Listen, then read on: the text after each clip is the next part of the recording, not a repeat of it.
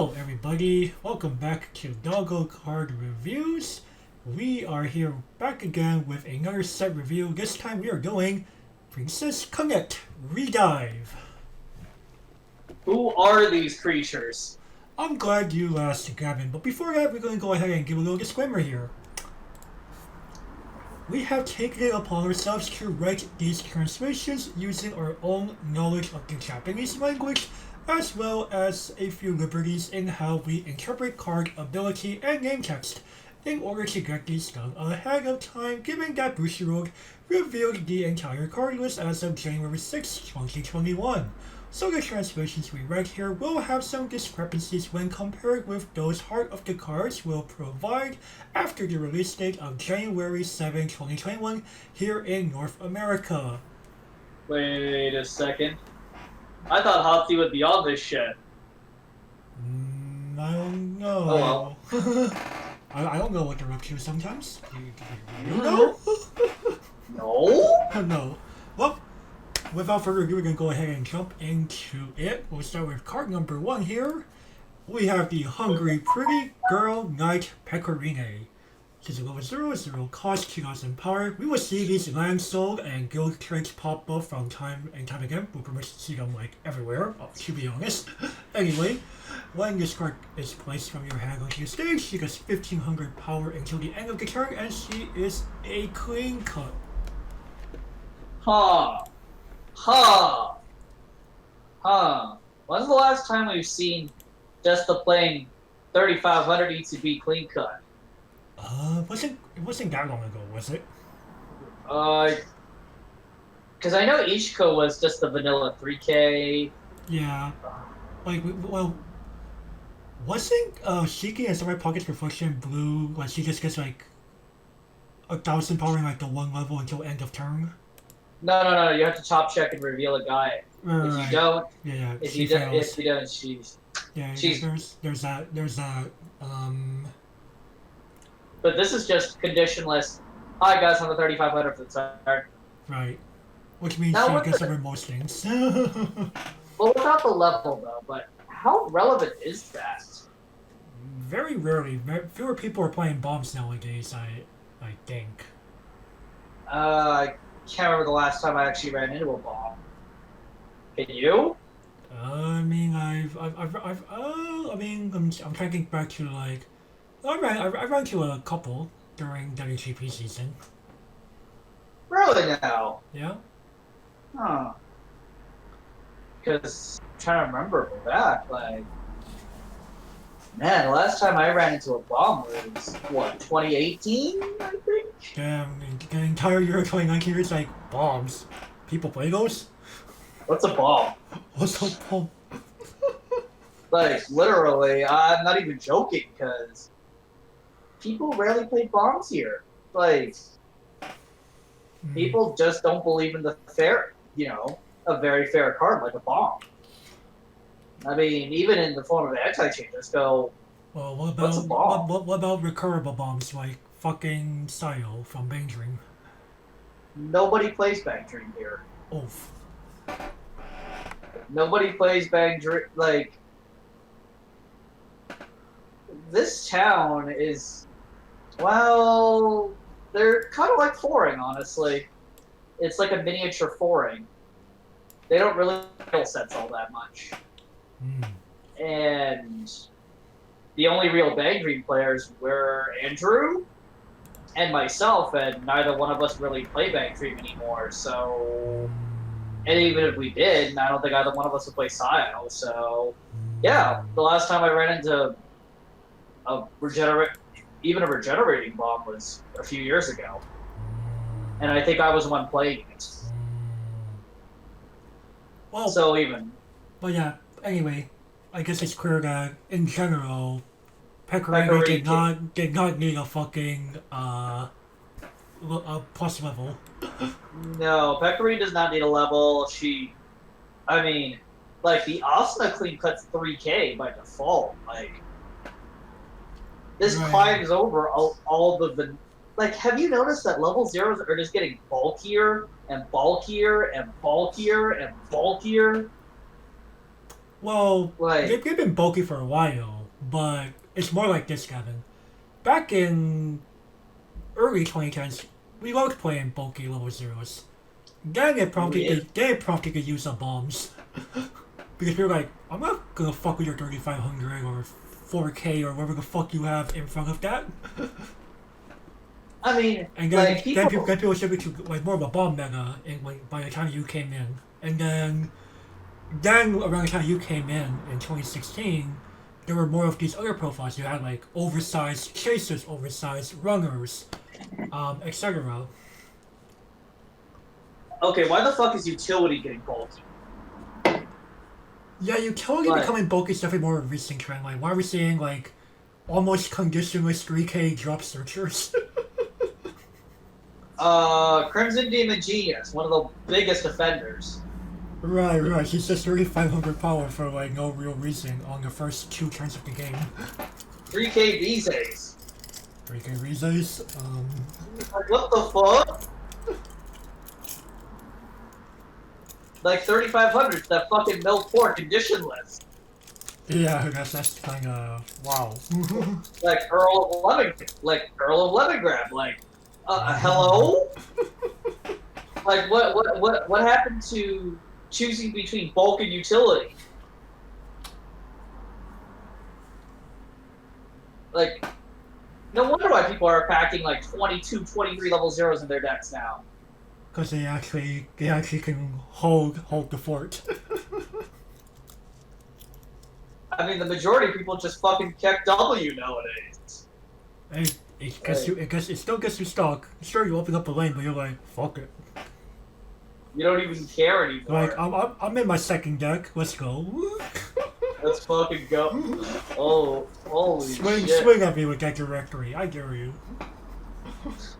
Fucking directory. Or hell, even the quad if it's an early play. Direct quad. Hey man, you fucking eat that quad, you're gonna fucking regret it. Hey man, you need a trigger on that or play a climax. Do you know how many level 3s people play nowadays? With all these experience requirements, like, Jesus fucking Christ. Oh yeah, spoiler alert people, Princess Connect ReDive is very much the experience set. And it makes sense because, for those who don't know, really quickly, Princess Connect ReDive is, you're building a guild and you're leveling up a bunch of members in your guild. So, great. You know, it's even flavorful. It's flavorful. And you know, we're gonna see some more flavor as we continue going down here through Princess Connect ReDive's cards. I actually do like the flavor that some of this entails. Now, I will say I don't play the mobile game, but I am working on that anime. And I do know some of the stuff from Shadowverse, because Side Games goes to shove its properties across everything it makes. Oh, and of course, limited. Limited. Why the fuck would you grab Peppery? Why the fuck not? Why the fuck not? True. So it's an aggressive tool. Like, clean cuts have warped the level 0 meta, in my opinion. I wouldn't fully disagree. Like, they allow this Uncle Bunga. Like, if Rikis and Christus didn't already allow it to begin with. Barely anybody plays them anymore. Like, why pay stock to Unga Bunga when I can Unga Bunga for free? Exactly. And you hit yourself with Rikis and Christus. Now, it kind of just warped the game in terms of being able to go in. Like, you used to have to pick between playing a relatively conservative early game and being able to vomit your hand, quote unquote safely. Mm-hmm. Nowadays, fuck it. Oh, fuck it, let's get it, and fuck it is, boy. More and more people are definitely going earliest opportunity, tri-lane, let's go. What about punishment? Ooh, I don't give a flying fuck. Like, okay, sure, 2 of my lanes get reversed. Yay? If one of them's a jumper Joe. If one of those is jumper jump, potentially only one of them. Right. On top of that, unlike Rikis or Krista clones, a clean cut profile like Pecorino here allows you to unironically do things like, oh, I have this 0-0 back row card, a brainstorm, or what have you. I'll frontline this, swing with it, and then swing with Pecorino, retreat this thing back to the back where it actually belongs. I mean, we both have done it. Like, yeah, we both have done Doggo Scrimmage series. That's we have. The amount of times I just put Spriggan in front row, and you just go, what? I'm just going, yeah, it's Spriggan, man. And then next card he plays, Alicization Exploding Asuna. Understandable. Understandable. I'm gonna kill your shits. I'm gonna Spriggan and kill your shit. Retreat Spriggan to back row. Exactly. So, like, Gavin, just so we're clear, I think we're both giving us the same rating, aren't we? Of course. Of course. I mean, it's pretty predictable. I mean, like. Forehead. I'm just going. Yeah, this game is unrecognizable from 2 to 3 years ago, man. This game is hella unrecognizable. And you're talking to me, a fucking dinosaur. Okay, man. This game has gone through several evolutions. You've seen the evolution. I have. It's scary. Alrighty. I mean, try to show me footage of 2013 Weiss. I'll be like, what game are you guys playing? What game are you guys playing? Facts. Hey, Gavin, what's actually funny about discards, by the way, before we continue? This discard's flavor text goes, yeah, bye, Destiny. Yes, it does.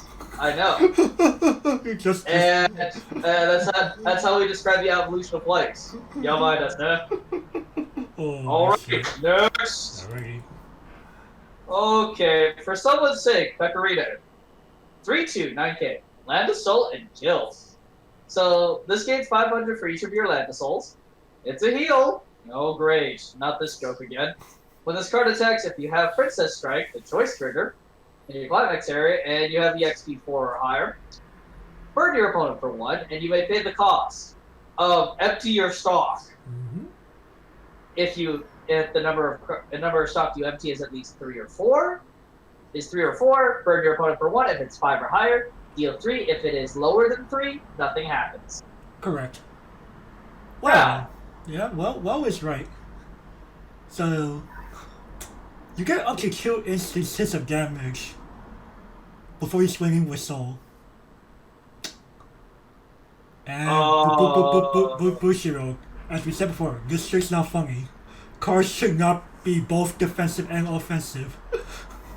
Why could this card hit me for 3 instances of damage?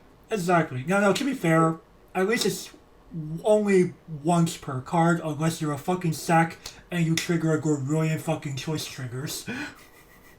Oh no. Oh no. Like, okay. You put 3 Pecorinas on the field, you're getting hit for 3 and 1, 3 and 1, and then 3, 1, and then probably 3. Like, that's ridiculous. Right. That's definitely still ridiculous because, you can use the other Pecorinas to just do, as Gavin's describing, 2 instances of damage on the first 2, and can empty your stock out to do your extra 3 before you go for soul damage. Bear in mind, its first 2 Pecorinas are fucking free. Mm-hmm. Like, that's ridiculous. Like, what in the Sam Hill?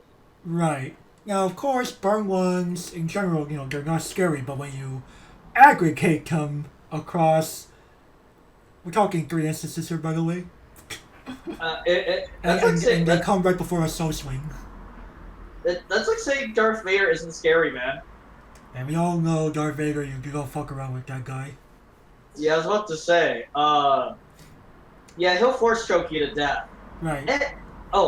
First off, Pecorino is a bulky heal. Yeah, she's 11k with a full board. What the fuck? What? Not this shit again. Right. Remember when Electron Diva Hasamiko was a fucking double R? Yeah? What the fuck happened? She got reduced to a TD card, man. She got reduced to a fucking TD card. Fucking A. Dude, Dude, she became a TD card like 2017. I'm sorry, Grandpa, but Electron Diva's dead.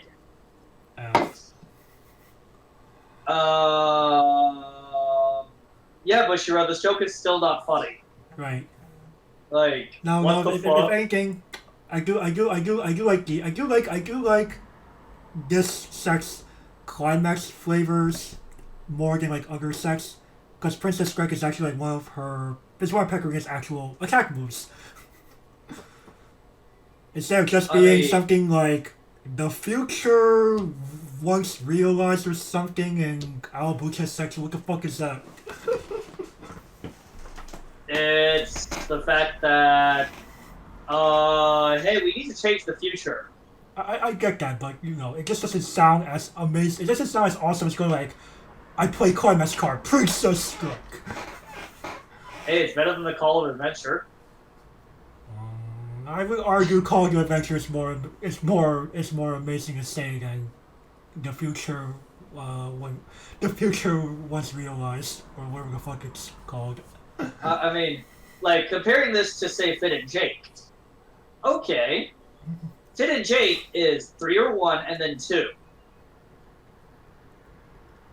Right. I mean... It's like the end of the battle for that duel. Like... Pecorina is amazing. Like, yeah. I think this is the premier finisher. You are probably playing this. Right. If you're playing Princess Connect. Mm-hmm. Like, this card is only 500 yen on UT at the moment. I'm going, what? What? What? What are you doing, Japan? Hey. To be fair, maybe the Japanese players are still trying to respect Kabon or something. What? We don't bring up ancient dinosaurs here, man. Oh, Kabon's now a fucking dinosaur? Since fucking when? Since the Kimono Friends ban last year. That's not a dinosaur. Oh, come on, you. Nobody plays Kimono. More like a World War II veteran. Yeah, she's a World War II vet. I'm sorry, Grandpa, but World War II vets? Come on. Yeah, but please do not don't call her a fucking dinosaur. Okay, yeah, she's a World War II veteran at this point. But dude, World War II is 4 years ago at this point. Like, we need to let go of the past. Well, you know how much Japan likes to cling on to it. True. Especially at the local level.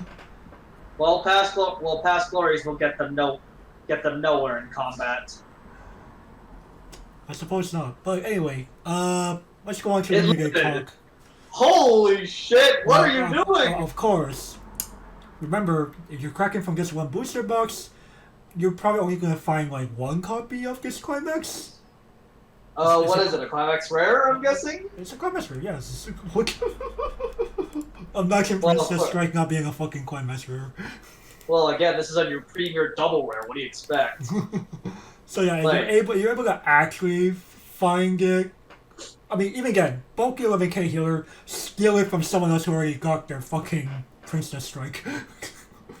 No one's gonna grab Princess Strike without Pecorina. Wouldn't the rule of draft game for Weiss Schwarz be such that you have to grab the Climax that's in your pack? Yeah, that's probably true. Just like how when Vanguard did it, you have to take the guaranteed trigger. So, if you oh, dude. You know what would be a real hard choice? This or the Queen Cut. You wouldn't find both in the same pack. True. They're both double R. So the only way that will happen is you see the SP of one, you see like the higher rarity of one and the base rarity of the other. I think that's like the only way. I'm not sure. You grab the SP, obviously. Yeah, because okay, fuck the tournament or fuck the pod. I'm just here to get some money back. Well, you profited right then and there. Right, because it's Pecorina. Pecorina's like fucking popular. Not as much as Kyaru. Right. Not as much as Kiara. More on Kara when we get to Red. I mean, spoiler alert, she's voiced by the same woman who voices Sayako Bayakawa from Deadamas. Anyway, So I can't be saying enough about Pecorino here. Man, why haven't you given this the sparkling dog yet? I was about to do that. Calm yourself. Alright, we'll truck along here then. We now have My Wish, Shiori. Level 3, 2 cost 9500 power. During your turn, if you have 4 more other Landsol characters, she gets 5k power, and she becomes uncounterable. And she's a Musashi. When did Kasumi go to the gym? Right? Like, damn! From a top check bird to Musashi? Like, what? That's pretty bonkers. This means now that she cannot be effed by anti-damage counters of any sort. And, like, holy crap. Of course, not sold out on Yute yet. I'm like, what? And to be fair, Gavin, we're in a bit of a crossroads in Weiss Schwarz. I don't know if you know this, because in fewer than 2 weeks from now, we have the Bushiroad Strategy Presentation Winter 2021 edition. Yay! So people might be speculating that the game might continue to undergo uncontrolled power creep or something. So they might not want to quickly invest into a just released title. This is very true. People might be hesitant as a result. Hell, even I'm holding back on something like Adventure Time. Just in case, because of you don't know what you're going to try to bring out. Exactly. Though I am fully anticipating Go to Benes too. I think it's more or less a given that, in fact, actually, I think just last night I saw an announcement that for the Gotobun radio series that they've been doing with the Seiyu, that the most recent episode was presented by Weiss Schwarz. Now, of course, nothing was actually stated in regards to any project announcements, but I think that says a lot.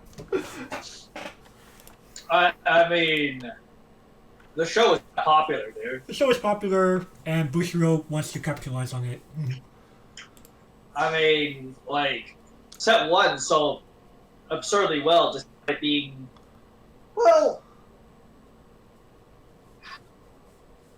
despite being what it is, like, we're half waifu hopefully, if anything, half waifu trash. Right, but even the waifu trash, like, people will play waifu decks because, you know, best girl mentality sells in Japan, period, right? Oh, of course. And on top of that, if you guys remember from our review for Gotobun, there were pretty capable waifu decks. Nino, like, especially. Nino's pretty busted. Like, if I went to a waifu tournament and I went against the fucking Nino, I'm like, this is gonna be ugly. Yep. Oh yeah, definitely. Especially if you're Ichika. Especially if you're Ichika or Yotsuba. Good luck. Yeah, good luck. That Nino in a set outfit is gonna trample you to death. Mm-hmm. But anyway, Shiori. In Limited. What? She's too fucking good. What? Why wouldn't you grab that? She's a free double instance of damage, most likely. Or Musashi's eventually like just guarantee some damage. Or they ate the tray. Yeah, you just use it to guarantee 3+ trigger. Yeah, I know we used to dog on Musashi Musashi profiles, but fuck damn, Shiori, what the fuck?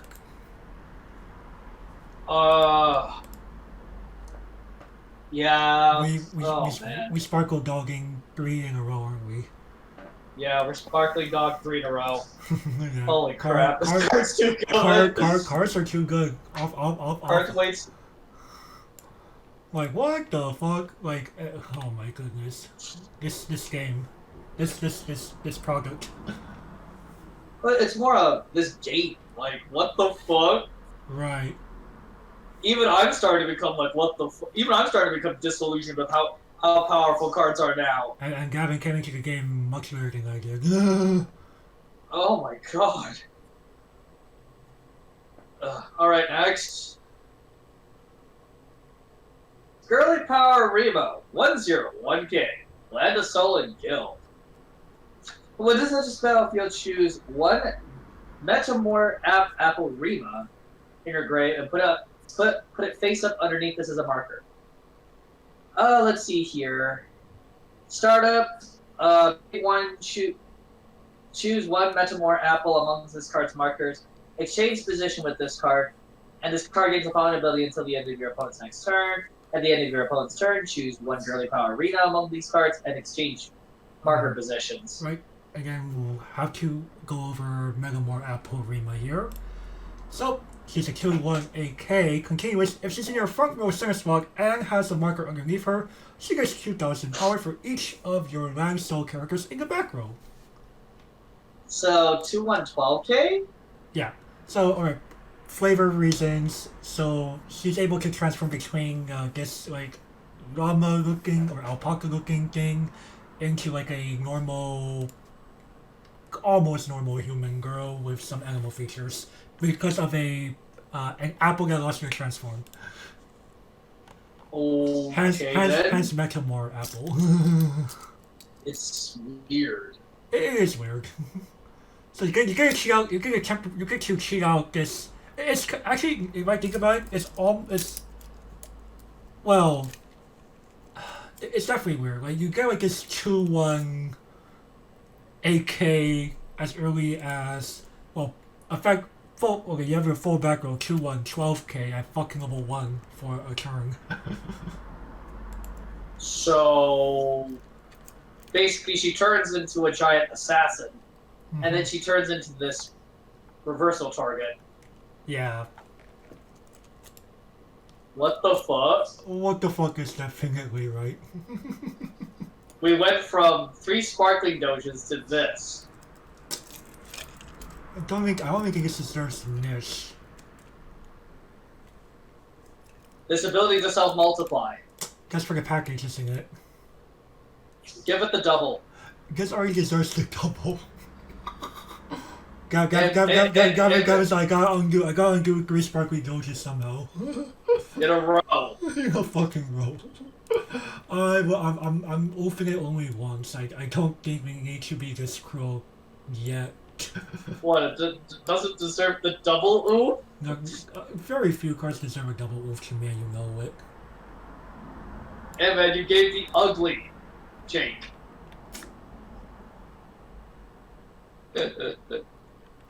You knew what my reason was for that. True. Alright. Promise of 2, Shiori. 1045. When this card attacks, if you have another Landsol, this gains 1500. When this card attacks, if you have irreplaceable time, the bounce trigger. In your climax area, reveal the top card of the deck. It's a Landsol, put it to stock, and when this gets frontal attack, you turn this card to your hand. Okay. Well, so it's Aaron? Yeah, it's Aaron. How much do you care about Aaron anymore? Shrug. Very fewer and fewer decks these days are playing these things called on reverse climax combos. Is on reverse going the way of the dinosaur? Not fully. There are still very viable on reverse climax combos.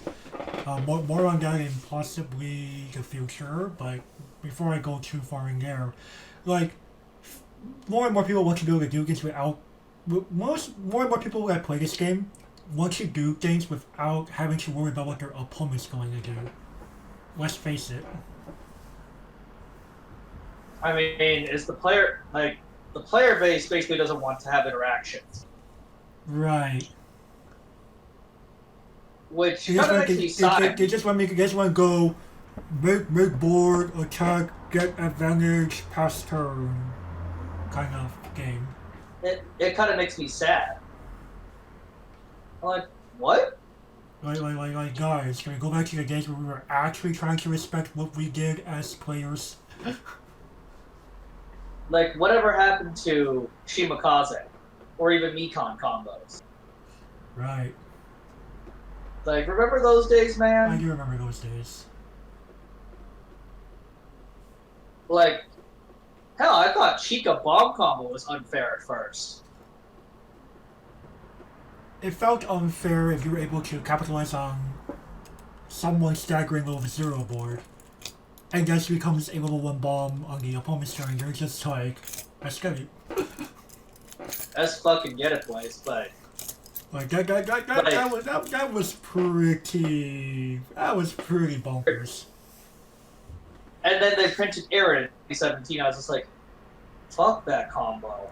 Fucking hate Aaron.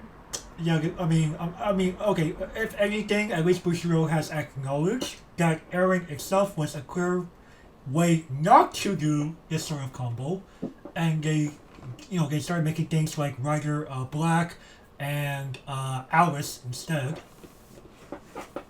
What do they do again? They both get to randomly get a card from top of deck into your hand if it's a character, and they have the bounce ability. So you don't get to pick up an event that was clearly. Okay, yes, the event was flavorful, but holy crap, that event was also fucking annoying. If they deleted / banned the 1-0 version, Aaron would be fine. The ball counter step a magical girl appears. Yeah. Hey, they had to fucking pay for it, man. No, I just found it funny that they had to print a second 3D MG and it's a fucking counter step level 1 of magical girl fucking appears. Is that from Modox? It's from Mondox. It's the classic salvage 2 discard one. Holy crap! What the? That card. What? That card seems like whatever to me. Nowadays, yes. But anyway, going back to Shiori. I mean, if you want to just play Mono Yellow and just get a growing stock, I suppose. But I don't think. Yeah. I guess, but why do you care? Yeah, like this doesn't get you any advantage. Well, except stock if you care, but. What are you gonna do with that stock? Yeah, like. It's not what you could get double burgers on Pickering, eh? It's not like we have a resonator that allows you to turn that stock into cards. Like, if we had a resonator, this would be perfect. Hi guys, I'm Aaron. Running away now. Bye-bye. Mm-hmm. Like, as long as you have the climax, like, Shiori is pretty much invincible. Yeah, hey, she swings for a respectable 7K with the climax. Now, of course, you cry if it's not a guide. Right. On top, so... Mm-hmm.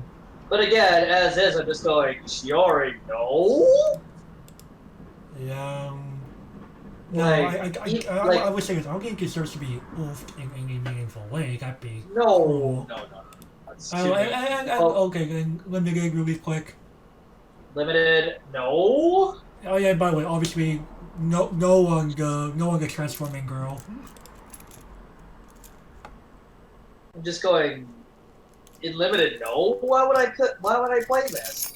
Right, like you have to be like. Well, like Shiori can be a form of advantage, I guess. Because you'll play back, you'll just get herself back. She'll be safe, and you don't lose damage economy.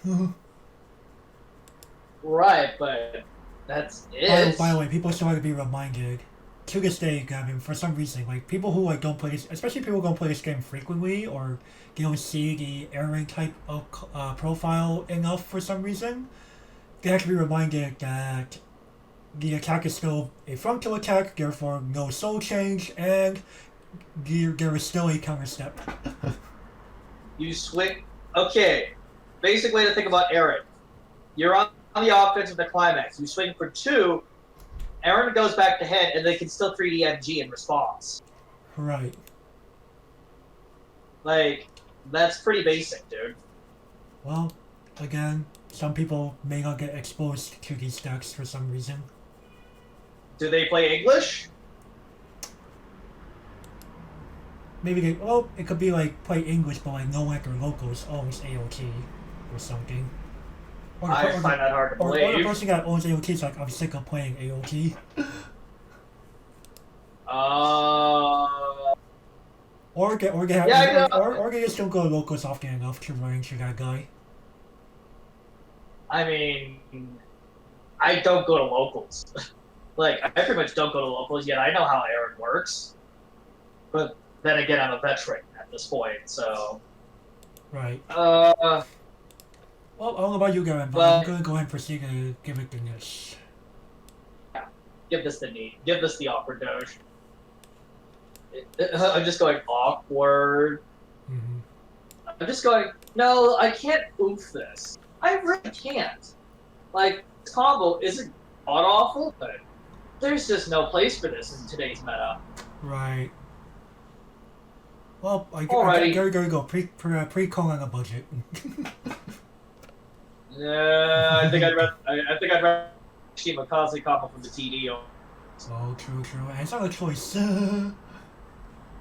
not a choice? Or was it not? I didn't know that. I could double check really quick here. Yeah, I was about to say. I swore it was, but like like majority of TDs come with some form of Shimakaze combo now. I'm just like, yeah, I'd rather play the Shimakaze combo over this. She's actually on the choice. Wow, how big does she get? I'm guessing 7,000. You're off by 500. 6,500 with 6,500 with combo. That's a bit tiny, but I'd rather play Shimakaze over this. True. To be quite frank. Alright. Well, we'll move on along here. Yep. Beachside Gourmet Hall Pecorine. 216k. So she is an assist 2000 to your level 3 or higher characters in front of her. And if you have experience 3 or higher, she gets the following. Rest her to give one of your characters 1k power, and on reverse, you may stock kick a character and then force your opponent to swap out the bottom card of your stock. It's nifty. It really is. Yeah, like you could use her to get rid of pesky early plays that are near immortal, looking at you, Yung, and Shizu. Bye-bye, yo. Bye-bye, yo. Well, unless they got Chica again, then there is a cack. Oh. God damn it. For fuck's sake. Oh, goodbye, Otome. Goodbye, Otome. If you are somehow able to actually get that big. I was about to say if you can get over her ass. And level 2, unlikely. You probably wait until you're level 3 to get that Shiori. I mean, unless they play fucking 3 of them. Oof. Oh God. God. That's like a fucking god roll. Holy shit. Well, that means they have no resources. Yeah. Or they god rolled. Or they god rolled, or if they god rolled, you're dead. Yeah, the couple god rolls. Yeah, you just go understandable. Next game. Next game. Or I'm dead. Or I'm dead. But yeah, Pecorine is a good support. Yeah. She really is. Mm-hmm. And And hey, unlimited. Hey, she's a 2K level 3 plus assist with benefits. Can you really go wrong? No.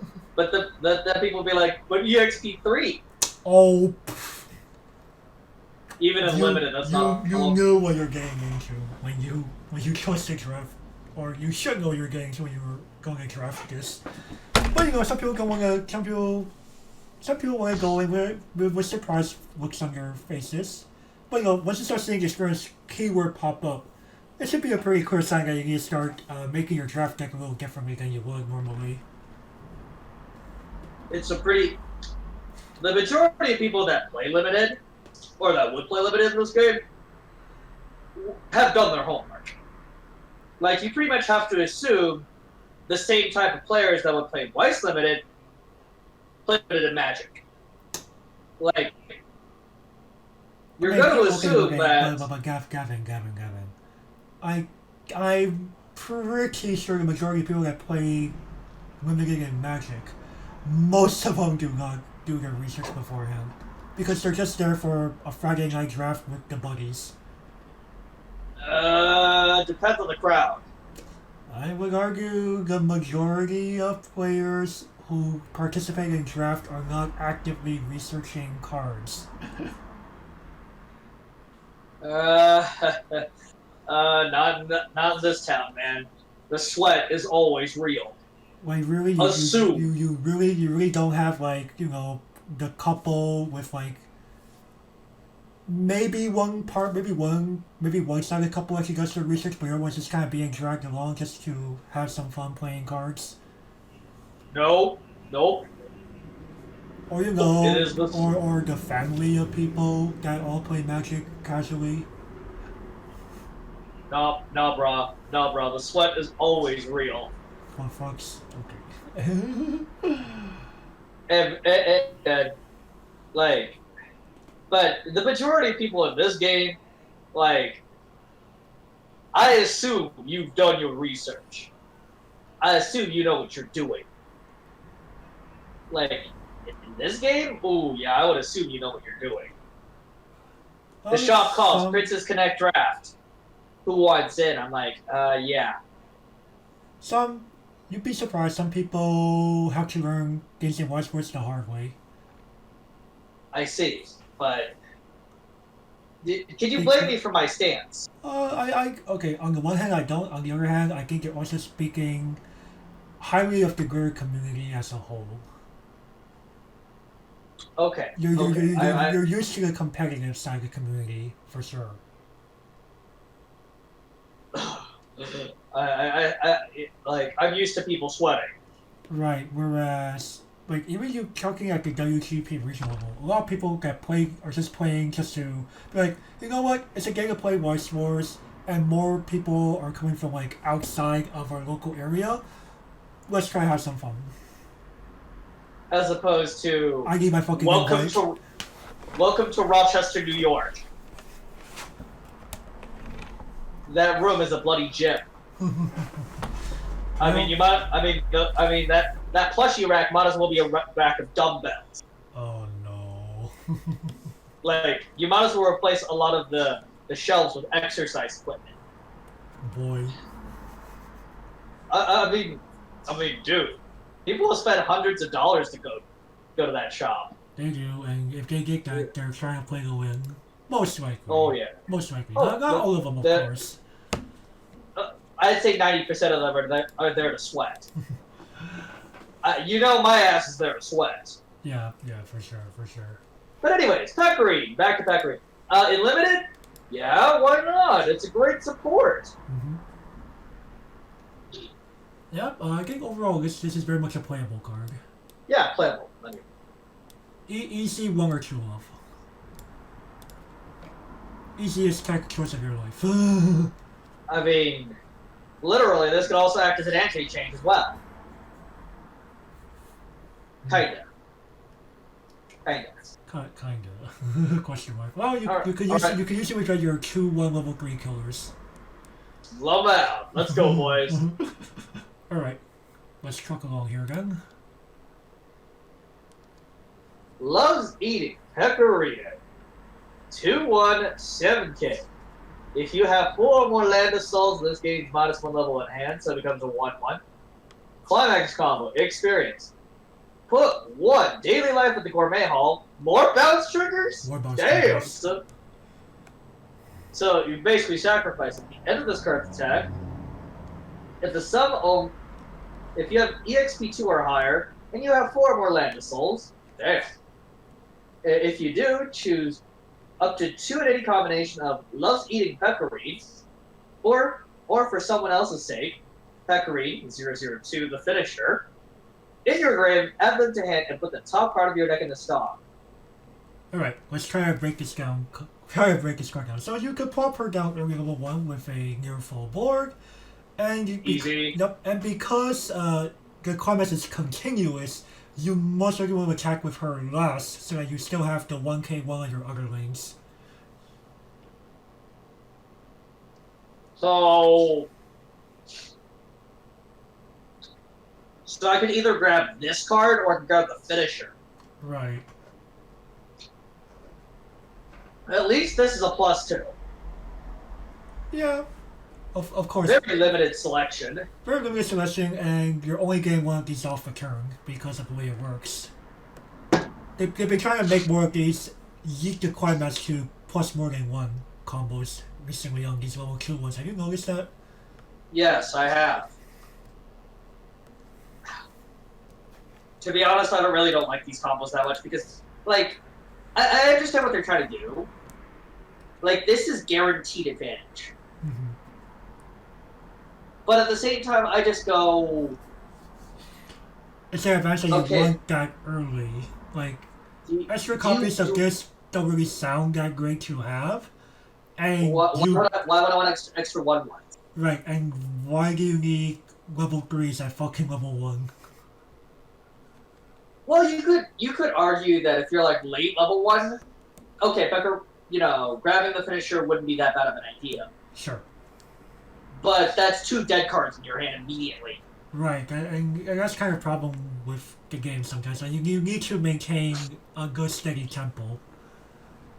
Like, sure, you eventually need those level 3s, but at the same time, not that early. Right, well that's what I'm trying to say. And of course, the stock is blind. The stock is blind, but at least you're like, cool, I paid this card off. I think I'd rather play something like Shiroha. I think Like most this people... Well, I would argue most people would prefer to play Shiroha over something like this. Like, yes, this is guaranteed advantage. Yes, this is a guaranteed +2 at a stock. Like... In a nutshell, What? that doesn't sound bad at all. That sounds broken. Right?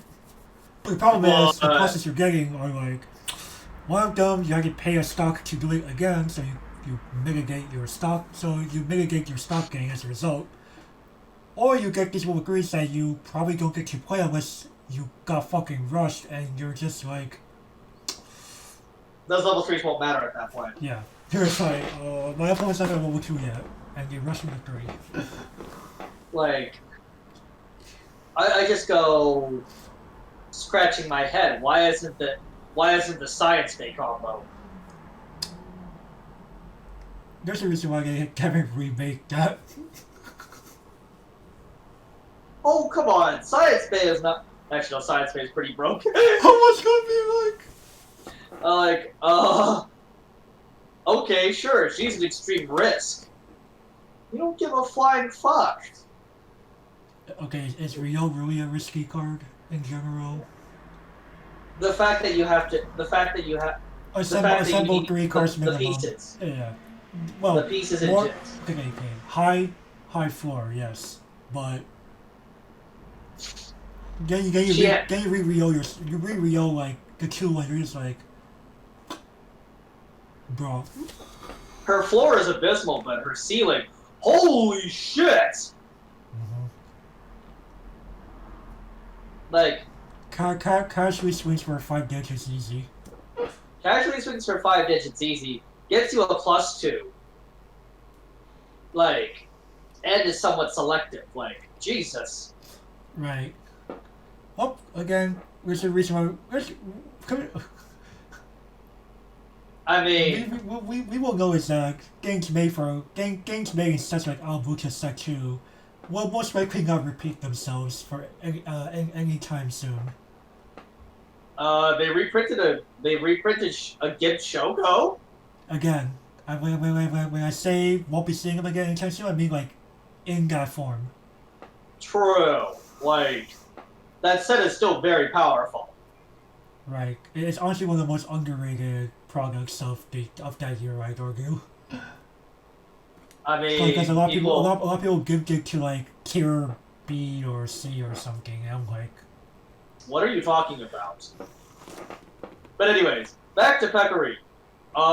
In limited, no. yeah, it's a little, that's a little too much. I'm just going.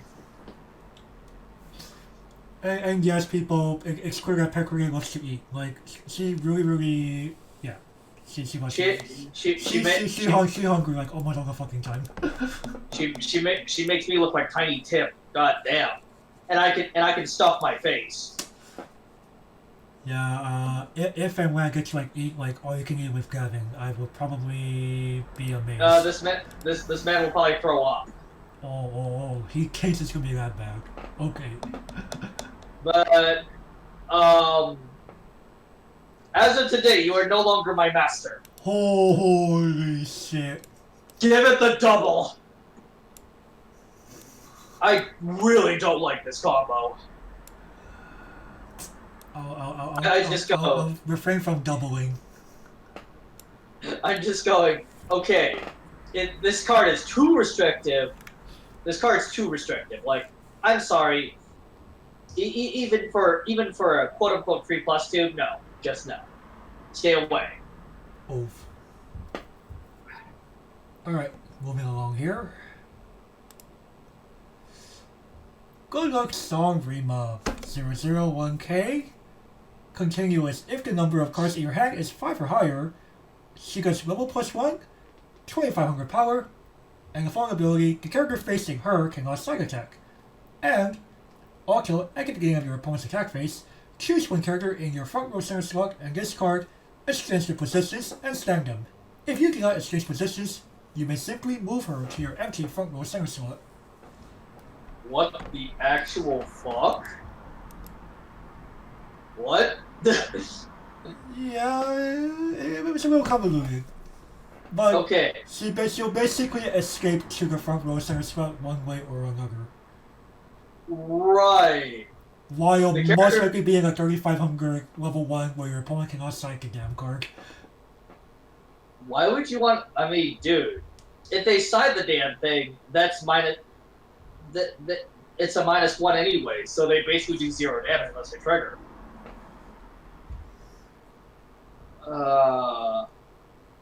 Like, okay, it's a level 1 3500 Kaede, basically. Which sounds well, at least with Kaede, you'll not... At least with Kaede, okay, or at least with Rima, you can still try and still get this switch off. Right. Like, this is not a true runner, by the way. Right, so this dodges anti-runners.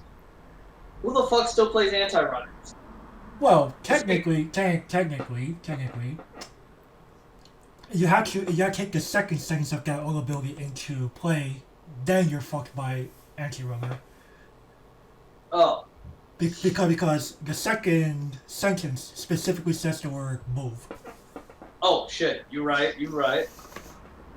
But the exchange does not. The exchange, yes, Gavin's right in that the exchange part dodges anti-run. But who the fuck plays anti-runners anymore? True. I'm honestly one of the last ones that did. What? You still play Yawn? Up to like 2019 or something. Holy shit, man. Hey man. Why the fuck would you? Hey man, I was trying to make Guilty Kiss work. Guilty Kiss is ass. I didn't even put Yawn anti-runner in my deck. Alright, anyway, I guess on Rima's nifty. I mean, it kind of fixes the problem I have with most runners. Yeah, where... Okay. Well, see, here's the thing. Well, you can't bomb Rima if you meet the condition. Correct. That's number one. Well, Rima pretty much prevents you from Unga Bunga. From the true Unga Bunga. Right, like, sure, you can take out the other 2 lanes. You just don't fuck with Rima. If you're gonna fuck with Rima, you better be prepared to tie with her. Or be 4K. Or be 4K, understandable. but that means you're fielding 2 of those 4Ks to guarantee the reverse. Which is a hell of a lot. Like, you really opened up 2 of these 4Ks on turn 1 on your first turn? Understandable. Like, okay, have fun, sure. Have Rima at that point. And I'm just going, hot damn. Like, I don't know how to feel about this card. It's definitely a new take, but it's... this also shows like a problem that even Booster was kind of acknowledging with Weiss Schwarz. That more and more people clearly want to tri-lane in the early game. And Rima really... Rima helps kind of solve the problem, because you put down 2 good lucks on Rima, what the fuck does your opponent really do? Like, they're +1 level, they're the level 1 3500s. Mm-hmm. That shut off 2 lanes immediately. Most likely. Well, I mean, Crimson Demon Genius ties with it. And very few people play 4Ks, if at all. So 3500 is the threshold. Right. Like, yeah, you can't bomb the thing. You can't bomb the damn things, like... and you can't even use, like, I don't know if anyone still plays them, but for anyone that still does, the games that say, like, on play, your opponent has 1 or fewer characters in the front row, you choose a levels... Well, like, something like, yeah, the thing at bottom decks the thing immediately because it's a cost 0 that's alone in the front row. That'd be like one of your only other ways. Like, even just pay 1, destroy level 0s won't do. Oh yeah, you can do that. Like, there's not many options of taking this card out. Yeah, so I think, and then in Limited? In Limited, yeah, dude, why not? Yeah, she's pretty good. She's a good opening move, like... But just go turn 1 Remo. Let's get it. And it's just an uncommon. You're probably gonna run into at least 2 of her in a single box. Like, this card is a pain in the ass to get rid of. Mm-hmm. Like, I can't think of many good ways of getting rid of her. Like, you have to tie with your 3500, which a lot of people are expecting to live. Mm-hmm. You know what? Okay, I figured it out. I'm gonna get this playable ready, actually. Yeah, I think it's just very much a solid playable. Like, I can't believe I'm giving a runner a playable in 2021. Right, but it's because it's a runner that also allows you to Unga Bunga. And it's big. And it's big. And she gets a level. That's pretty important. Like, Jesus fucking Christ, she does pretty much everything. Yeah, like... Oh no, you actually have fire more cards in your... Oh, get fucking...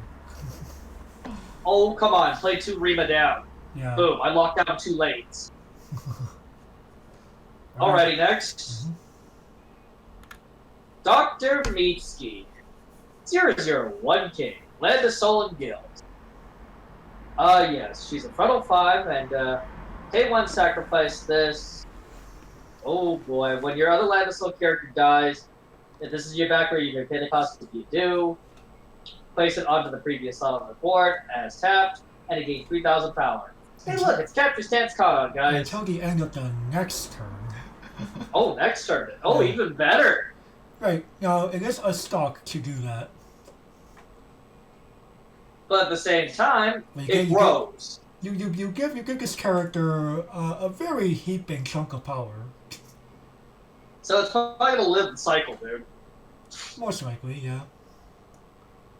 Like But at the same time, I just, imagine my brain by your little one combo. Like, okay, it was only like let's say you're playing trial deck Pecorine. It was it was 5,500 without climax. Now your bigger batch is fucking 8,500. play the choice again, boys. Let's go. Now she's waiting for 95. Holy crap! And she's gonna tutor another card for me. Of course. Hey, man. Hey, one stock and you lost the card to do it. But Dr. Mitsuki, I just go, why? Yeah, Like, why would I pay one for Capture Stance Kana? It's definitely quite weird to say the least. Like, would you pay the one for the Capture Stance, man?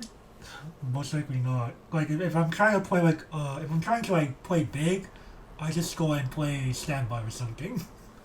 Right. I'm sorry, Doctor, but no. You're going. Next time on Mobile Fighter G Gundam. Damn. Let me see. I'm trying. I like how you even try to go over this for Limited? Yeah. No.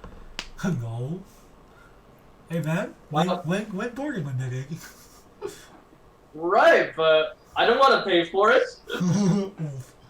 you rare tech W at that point. Exactly. Yeah, paying a stock to capture stance is definitely quite sauce. Okay. Let's Alrighty, move on next. here. Reliable Rancher Mahiru. 000 cost 2,000 power. Also, when she is placed from your hand onto your stage, you may surveil one twice. Okay then. I don't. Okay.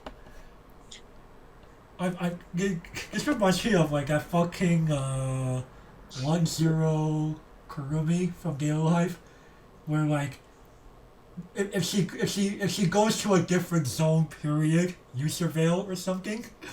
When she does anything, surveil. Yeah, right. Yeah, when she does, I think when she attacks to you surveil, right?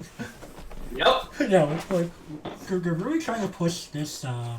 Really trying to push this idea of surveilling multiple times in a turn for some reason. Why is it surveil and not scribe? Was scribe too broken? I wouldn't say scribe is broken. It's probably more of surveil is to help choice in yellow. That would be my real guess. Why is surveil in yellow of all colors? Well, because choice is a trigger now.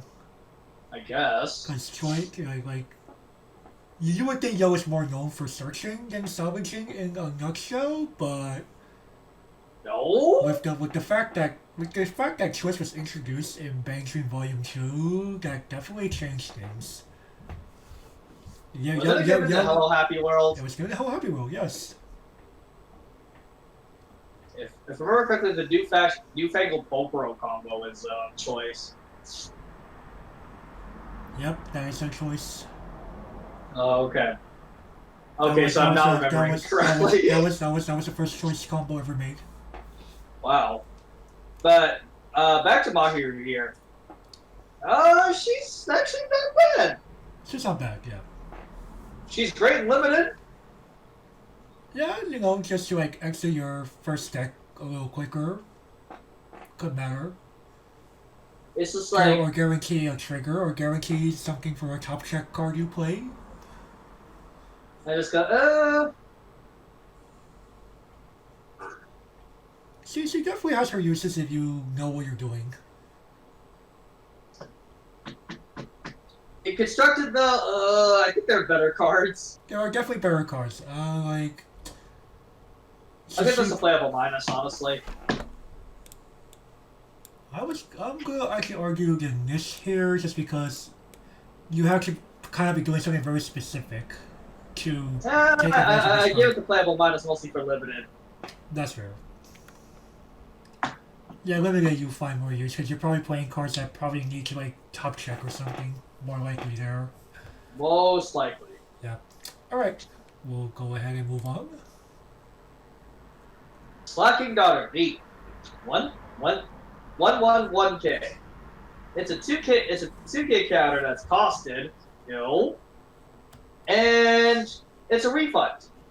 It's a refund. So hey, you like playing with more triggers, and try to go through your deck down by one card, and you really prefer this over costless 2Ks? Yeah. Sure, why not?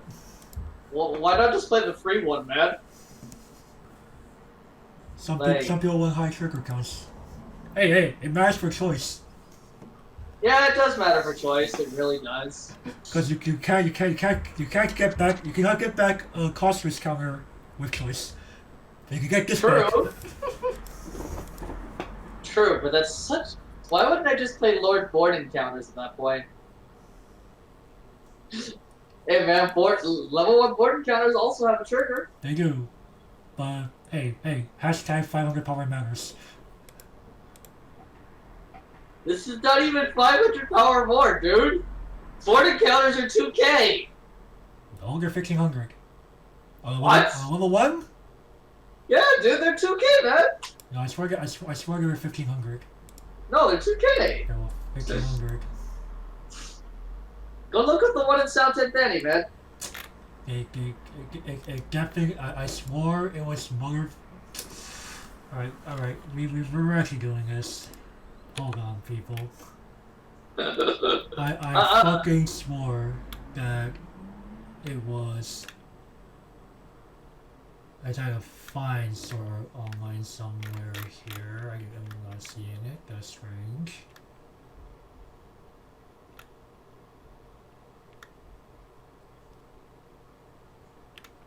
Oh, here we are. 10th anniversary. It's under green. No, it's yellow. Oh, it's in yellow. Okay.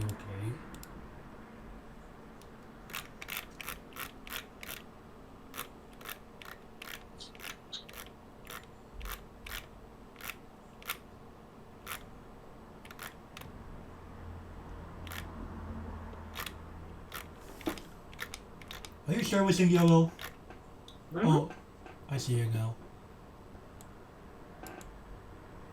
I swear these were 1500 power. What the fuck? No, they're 2Ks. You know what to say, man.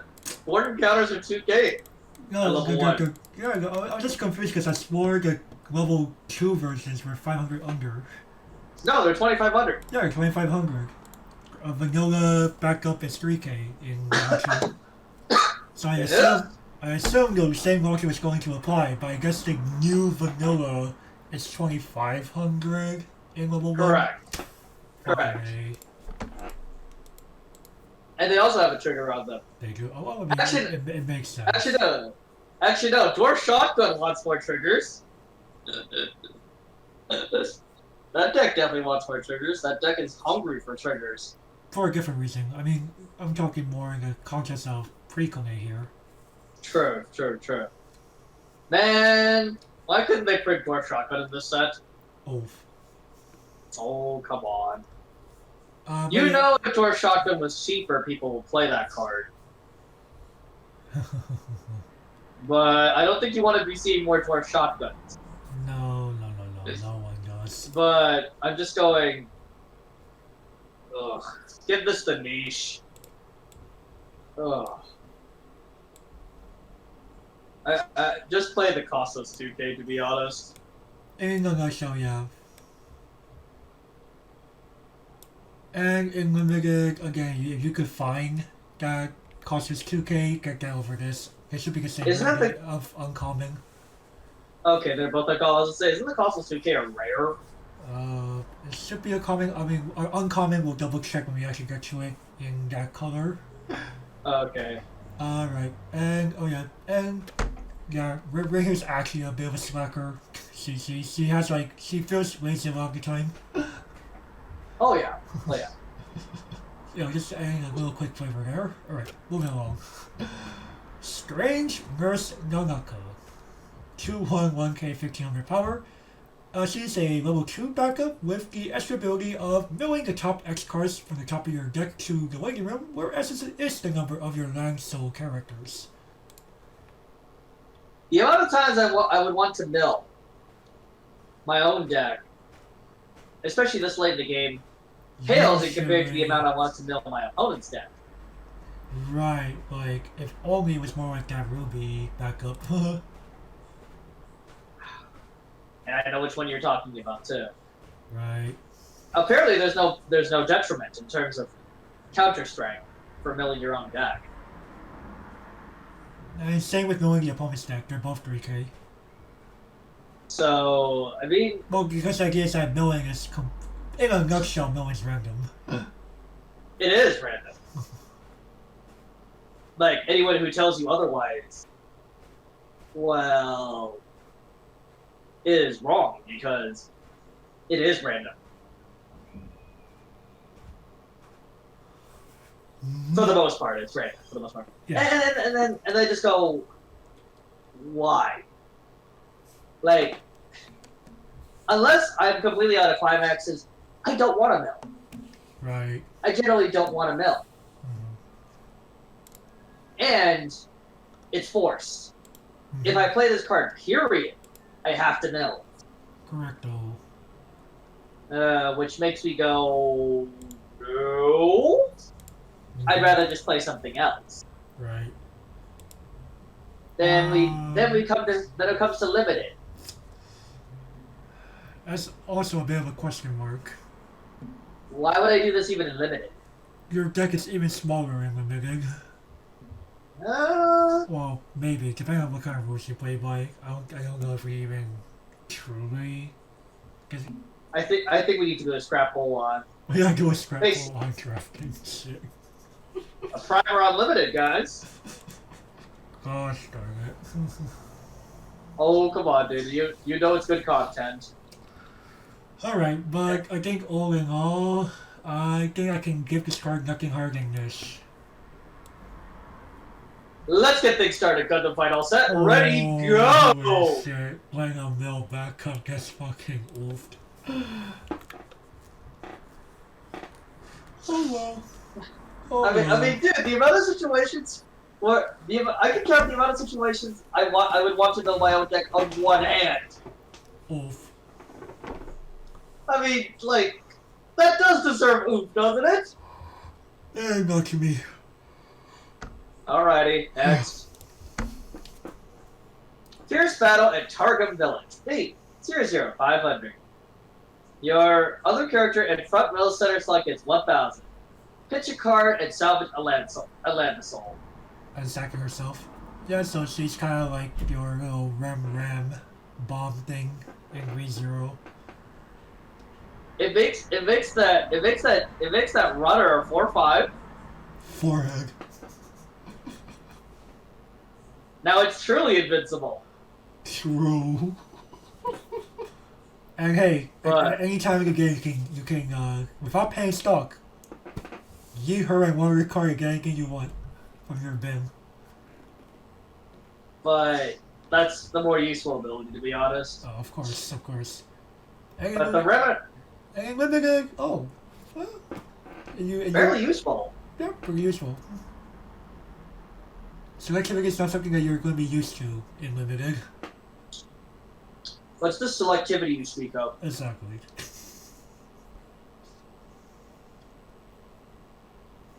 But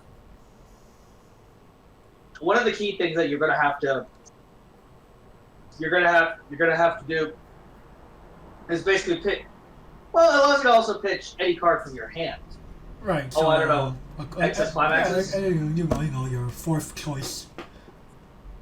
God damn it. Overall, though, I'm kind of teetering on this card, honestly. Like, how much do I value the Ram ability? If I have access to it, I almost always will play a copy or two. Playable minus. Yeah, I was thinking along those lines. Actually, liking playable minus or going to getting straight up? No, I'm going to say straight up playable. Wow. I think having the ability to get anything you want, whenever you want, is pretty good. In a nutshell. Fair enough, partner. You're not having to pay stock on top of that, and it doesn't have to be on play either. True. Enter the battlefield is somewhat limiting sometimes, Mm-hmm. much to other people's chagrin. Right, right. All right, next. Mm-hmm. Collector Nanaka 001500.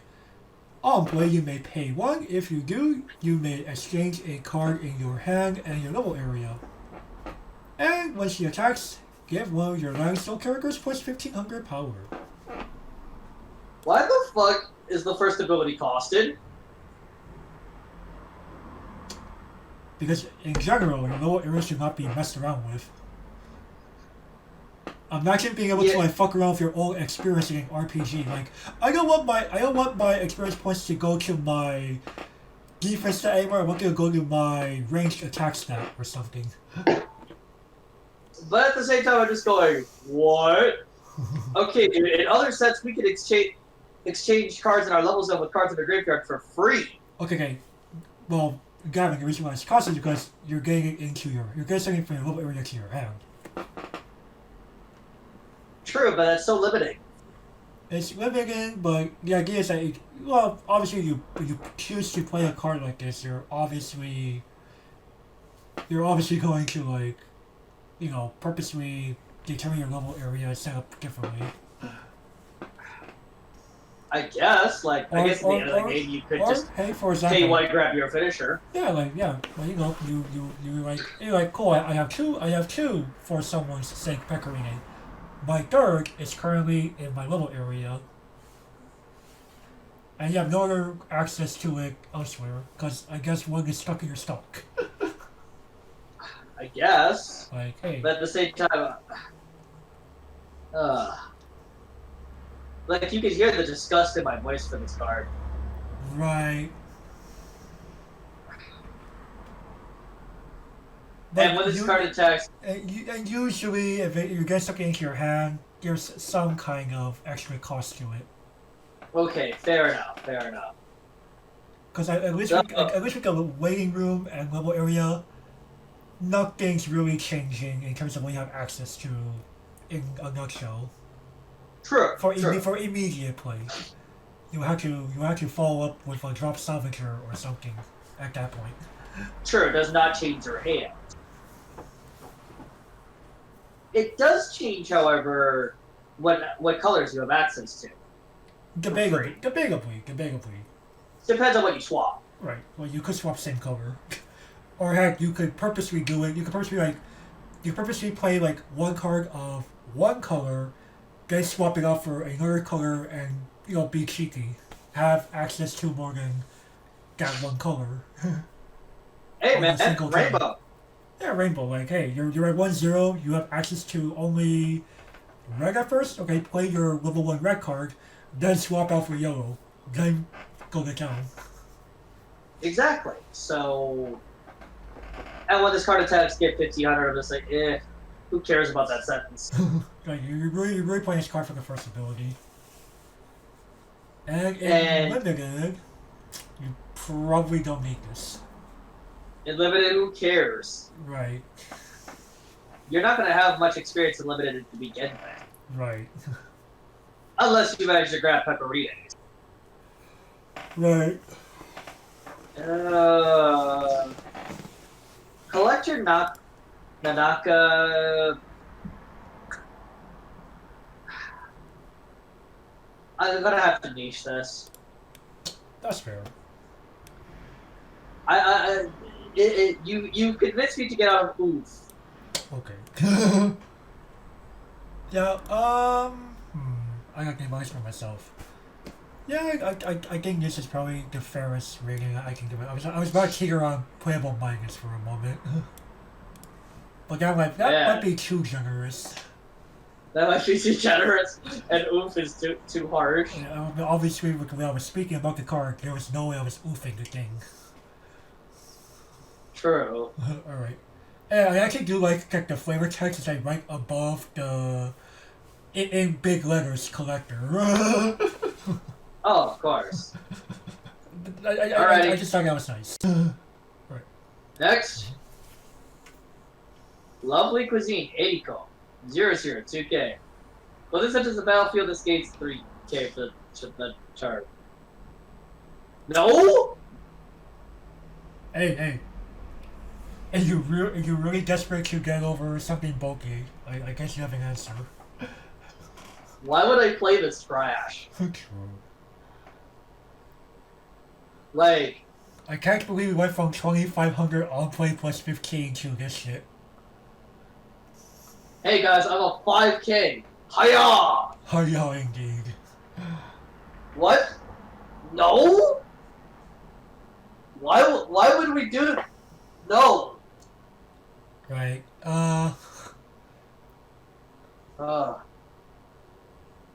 Today's opponent is Chimney Crockett of New America. Understandable. You know what? Give this the double. Oh no. And because I was wondering, Eric was kind of being a bit yandere to someone here. Oh, who are creatures? More on that later. Alright, let's move on here. We have Selfish V Pecorine 002K. Once she is placed from the stage into your waiting room, you may choose one card in your hand and put it to your stock. And also, on play, experience 2 plus choose one of your level 2 or higher characters and it gets plus 3k until end of turn. Is she holding a dual disc? Is she able to what? Is she holding a dual disc? No, that's her sword. Oh, okay. What? Oh no, Gavin, are you okay? Oh no. I think my head might be a little. Oh. It's okay. As someone who has played with people using Pecorine skins in Shadowverse, I can also agree in that Pecorine can make me lose brain cells. Oh man. Just imagine, So, okay, she's a person who will like, she's a bit like, she's like an airhead glutton. oh Jesus. If you really want to know her character in a nutshell. Please no. Airhead Genki glutton is her character archetype. So basically, a gluttonous Yotsuba. Sure. What, man? Yeah, I guess that's more or less correct. That wields a sword. That wields a sword. I mean, I wouldn't be surprised if she's voiced by Ayane Sakura anyways. I wouldn't be surprised. If you what? If she was voiced by Ayane Sakura, the woman who voices Yotsuba. Let me double check that really quick.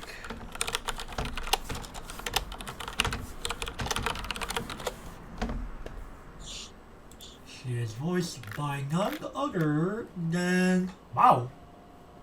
Oh, really? Yes. Wow. The Mao. The Mao, aka Gokai Yellow. Mm-hmm. From anybody who remembers Gokai about 10 years ago. Mm-hmm.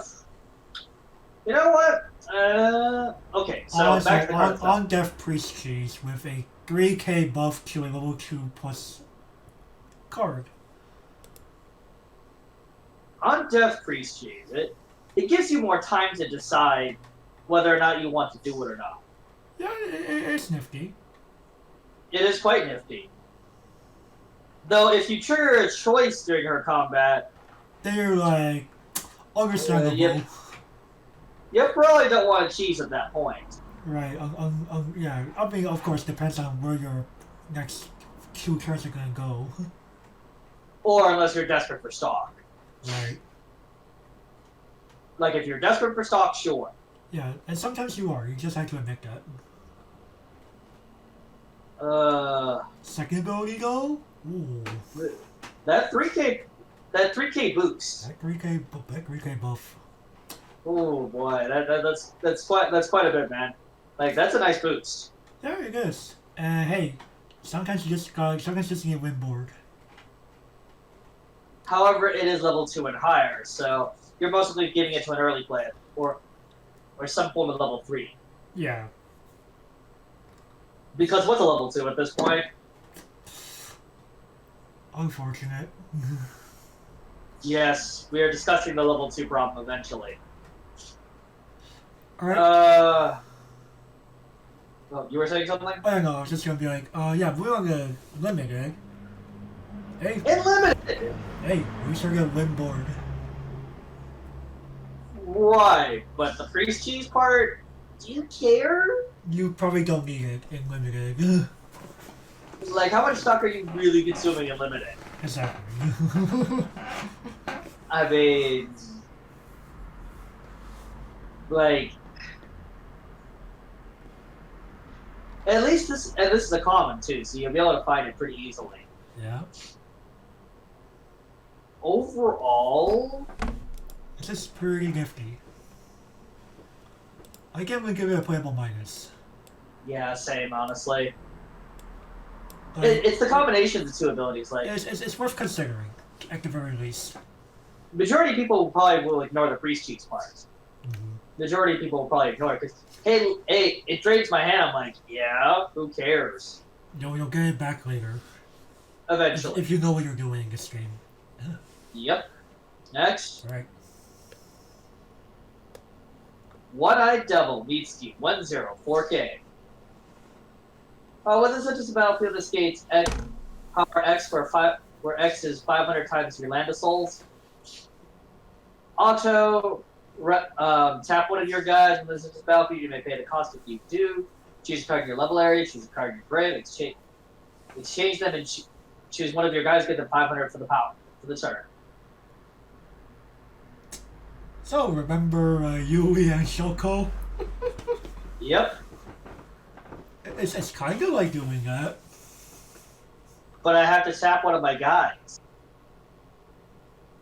Yui and Shoko don't require any form of tap. And Yui and Shoko are both stronger than Mitsuki too. God damn it, Bushy, why did you nerf this profile? Right, it only goes to attack for 7k. Yui is a 7-5, man. Or 7.5 on Yui, yeah. But she's a 3,500 on the defense. Right. But do you care at that point? I mean, Shoko's No. 4k on the defense. Big whoop, she's not going to live either. Yeah.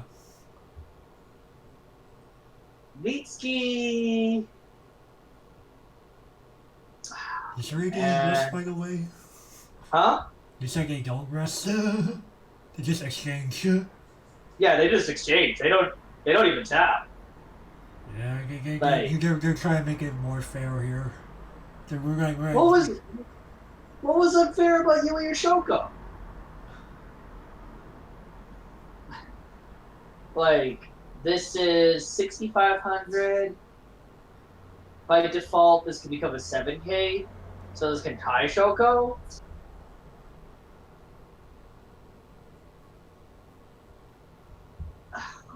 Man, I really don't like this nerf.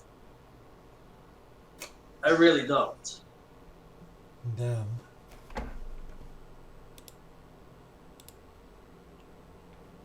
I have to niche this. I would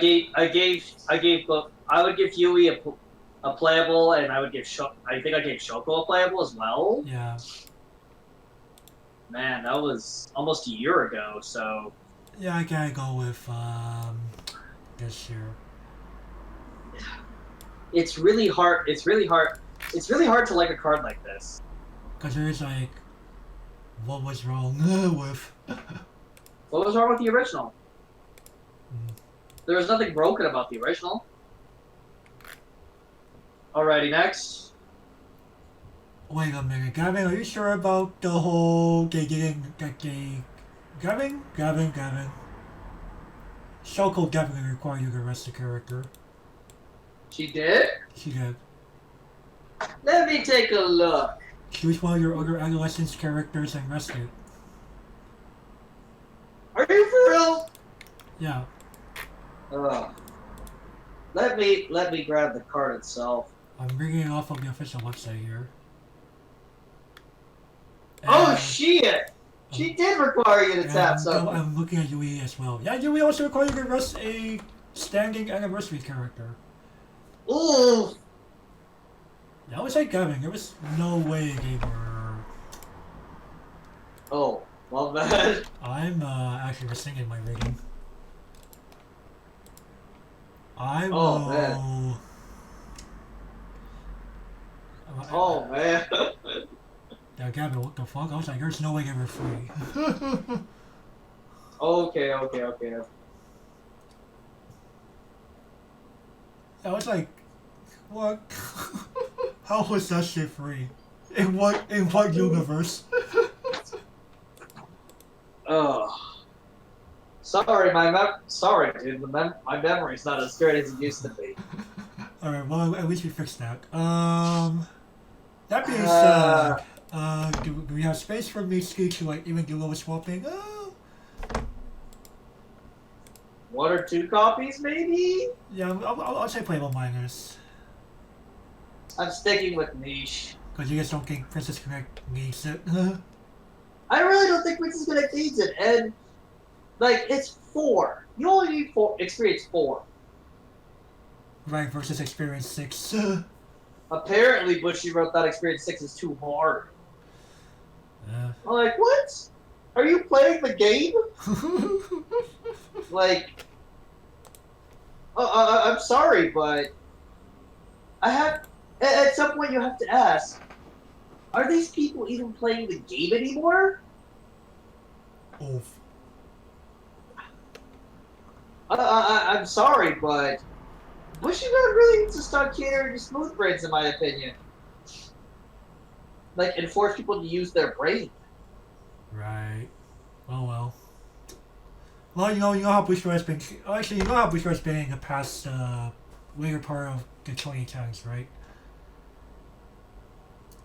They've been making games purposely more smooth brain because they know, or not that they know, or well actually no, they do know because they're also a mobile game publisher of all things, that people want convenience. People want to be able to pick up a game, play it, not have to use their brain power all that much, and become stressed as they would in a competing card game like Duel Masters. I mean, oh, there's a reason why this game does better than Magic in Japan. Well, I would argue one because of the simplicity, though some people would argue that Weiss Schwarz has quite a bit of depth to it, and you're like, how do you I was about to say, this game's pretty deep. This game's pretty deep, which has been trying to mitigate it in the past several years.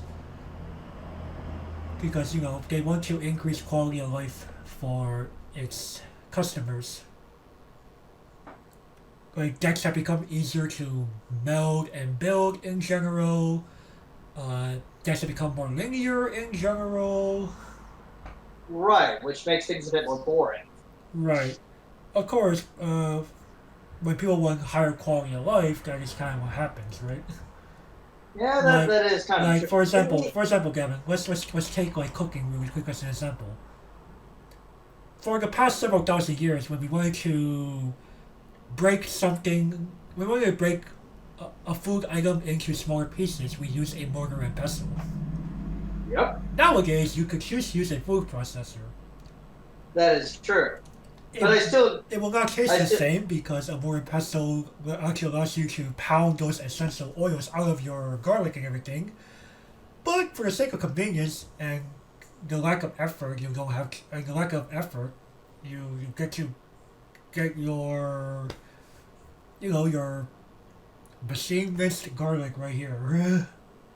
The slow cooker. Or the slow cooker, yeah. Like the slow cooker, the ultimate convenience tool. Mm-hmm. Like, hey, you just wanna have a bit. You wanna go. You wanna have a pot roast after you're going to get work? You got it. I mean, literally, put it in, season it up, put in some sauce, put in your potatoes and vegetables, set fire and forget. Yep. It'll be done by the time you come home. Yep. That's how it works.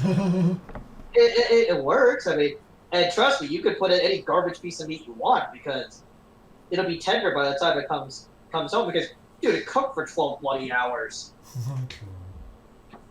But regardless, like That's kind of game. It's kind of the gaming landscape in general. Yeah, People want to feel people want to feel rewarding with the least amount of effort to put in. Like, there's a reason why people like side games projects because, especially in Grand Blue Fantasy, side games like gives out like free rolls like every so often for like no real reason. I'm just going. Are people that privileged now? Well, it's also like a way for developers to try to outcompete one another in terms of like what can we offer that the others don't kind of thing, you know?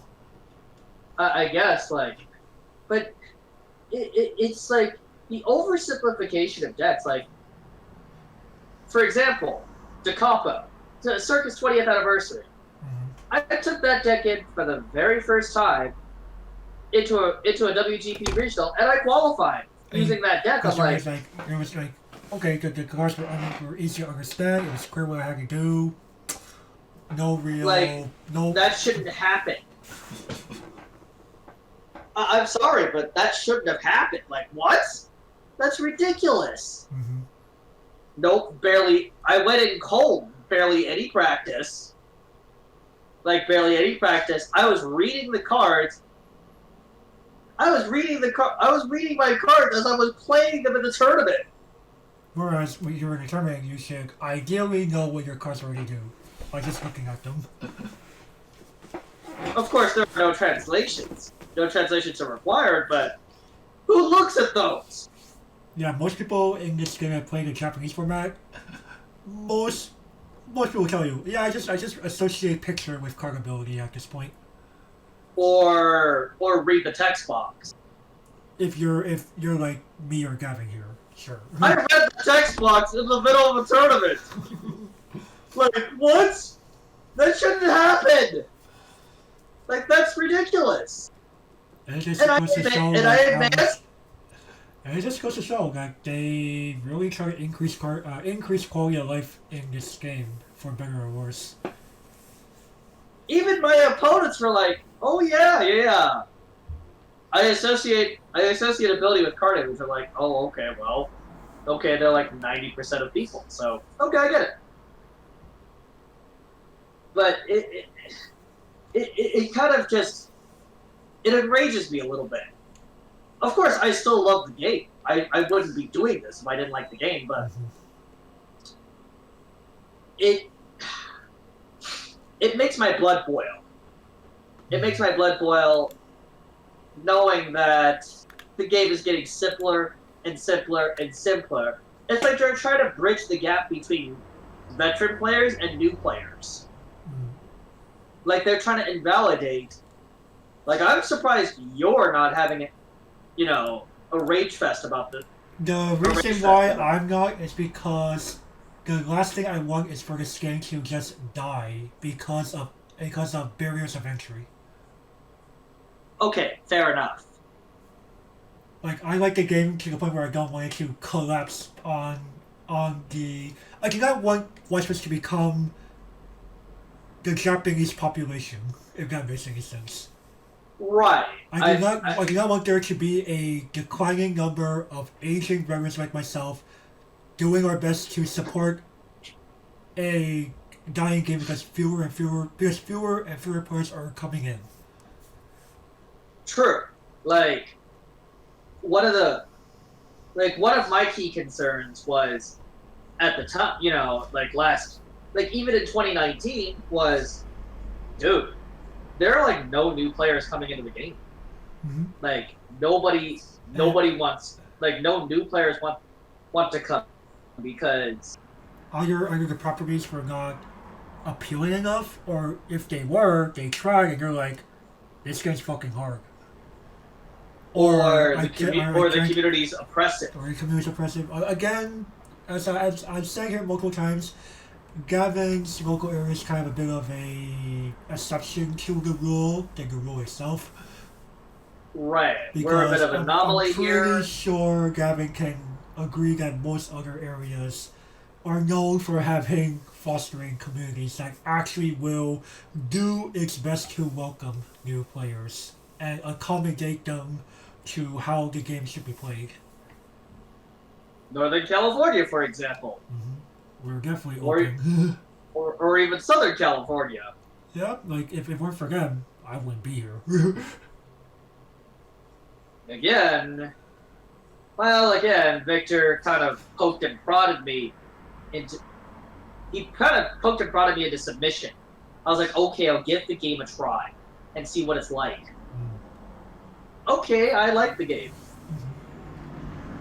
And now here I am today. But regardless, like, come on, Bushy. Put some complexity in your game, please. Put some.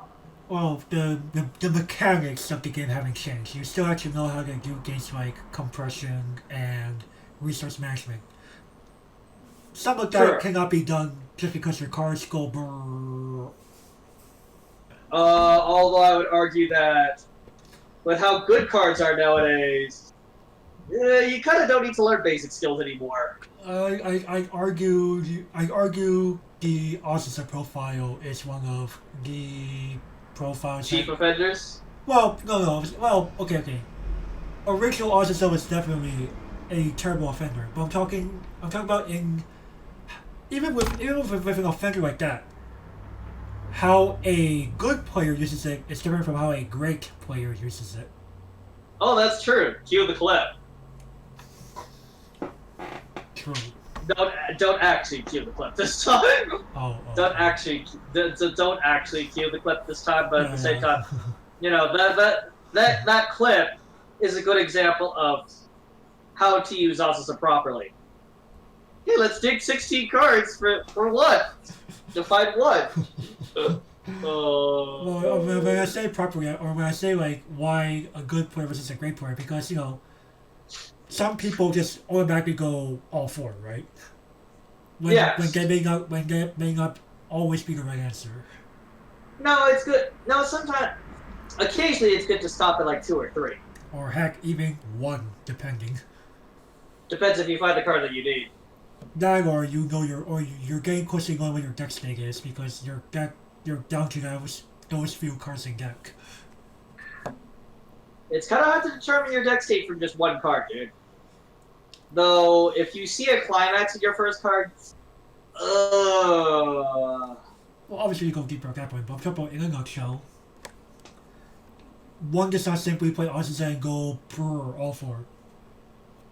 Sure. I used to make that mistake all the time, but now I'm just like... Being more meticulous about how you Osasa. Huh? Being more meticulous about how you Osasa. Or even Rize.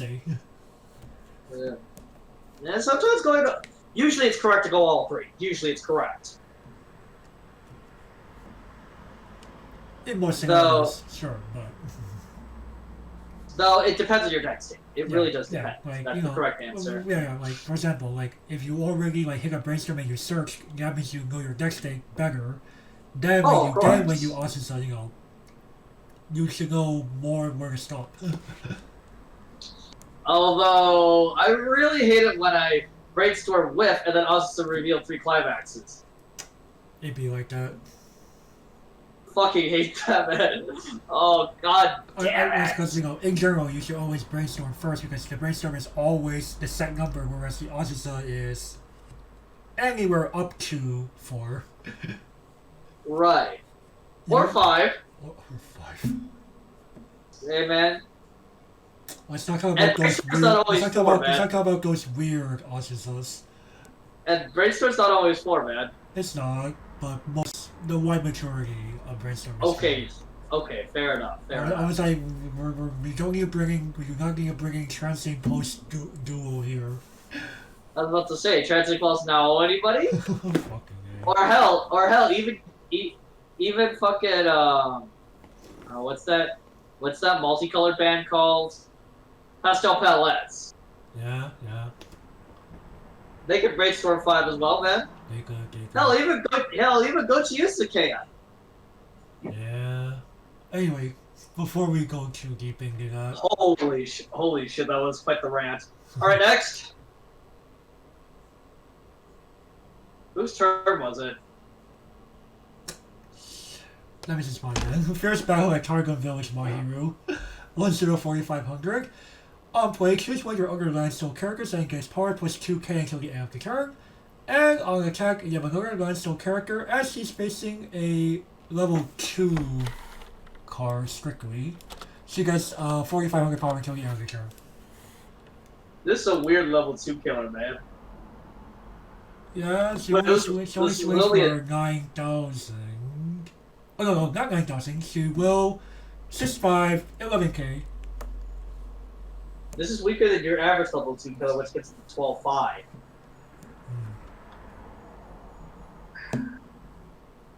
Are they starting to give level 2s a chance to counter and kill cards like this?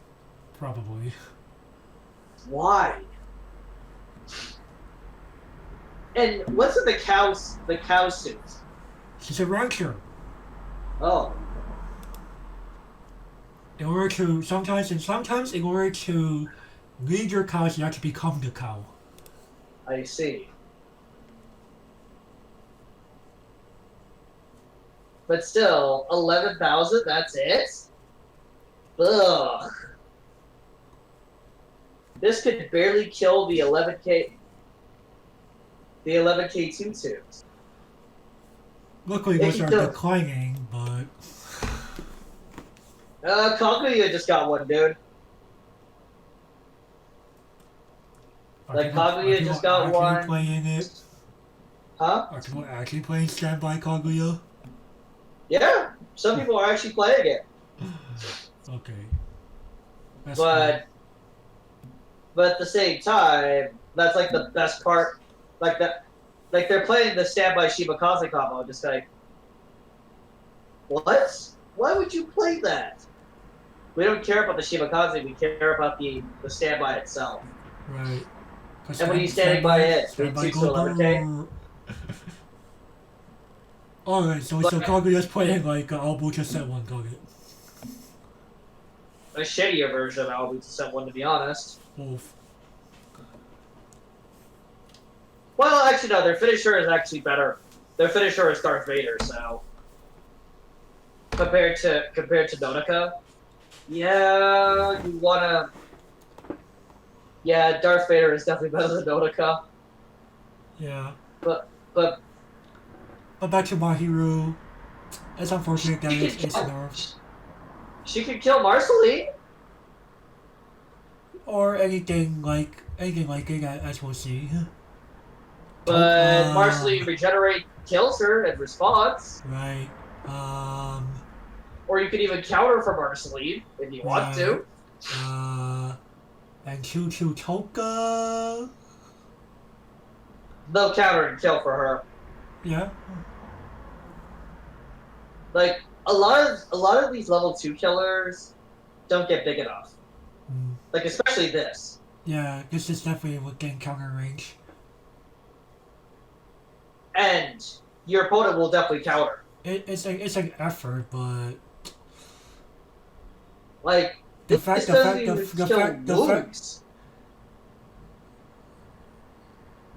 this doesn't even kill Wolfie. Yeah, we need. Well, again. Oh, to be fair, let's talk about this in context. We could use her with Beachside, Gourmet Hall, Pecorine, and permanently get rid of characters. True. Provided they can't counter over. Right, with the extra 1,000, we hope not. So she's a 2/1. This is a 1/0. Bear that in mind. So if you're dealing with those 2/2s at level 2, it's kind of too little too late, because that creature has lived for so long at that point. Right, that is a problem. So there's a hole in your plan there. Like I tried. at that point, I'd rather just play an early play to get rid of that. Though even most early plays come out with Pecorine should be able to kill it. Yeah.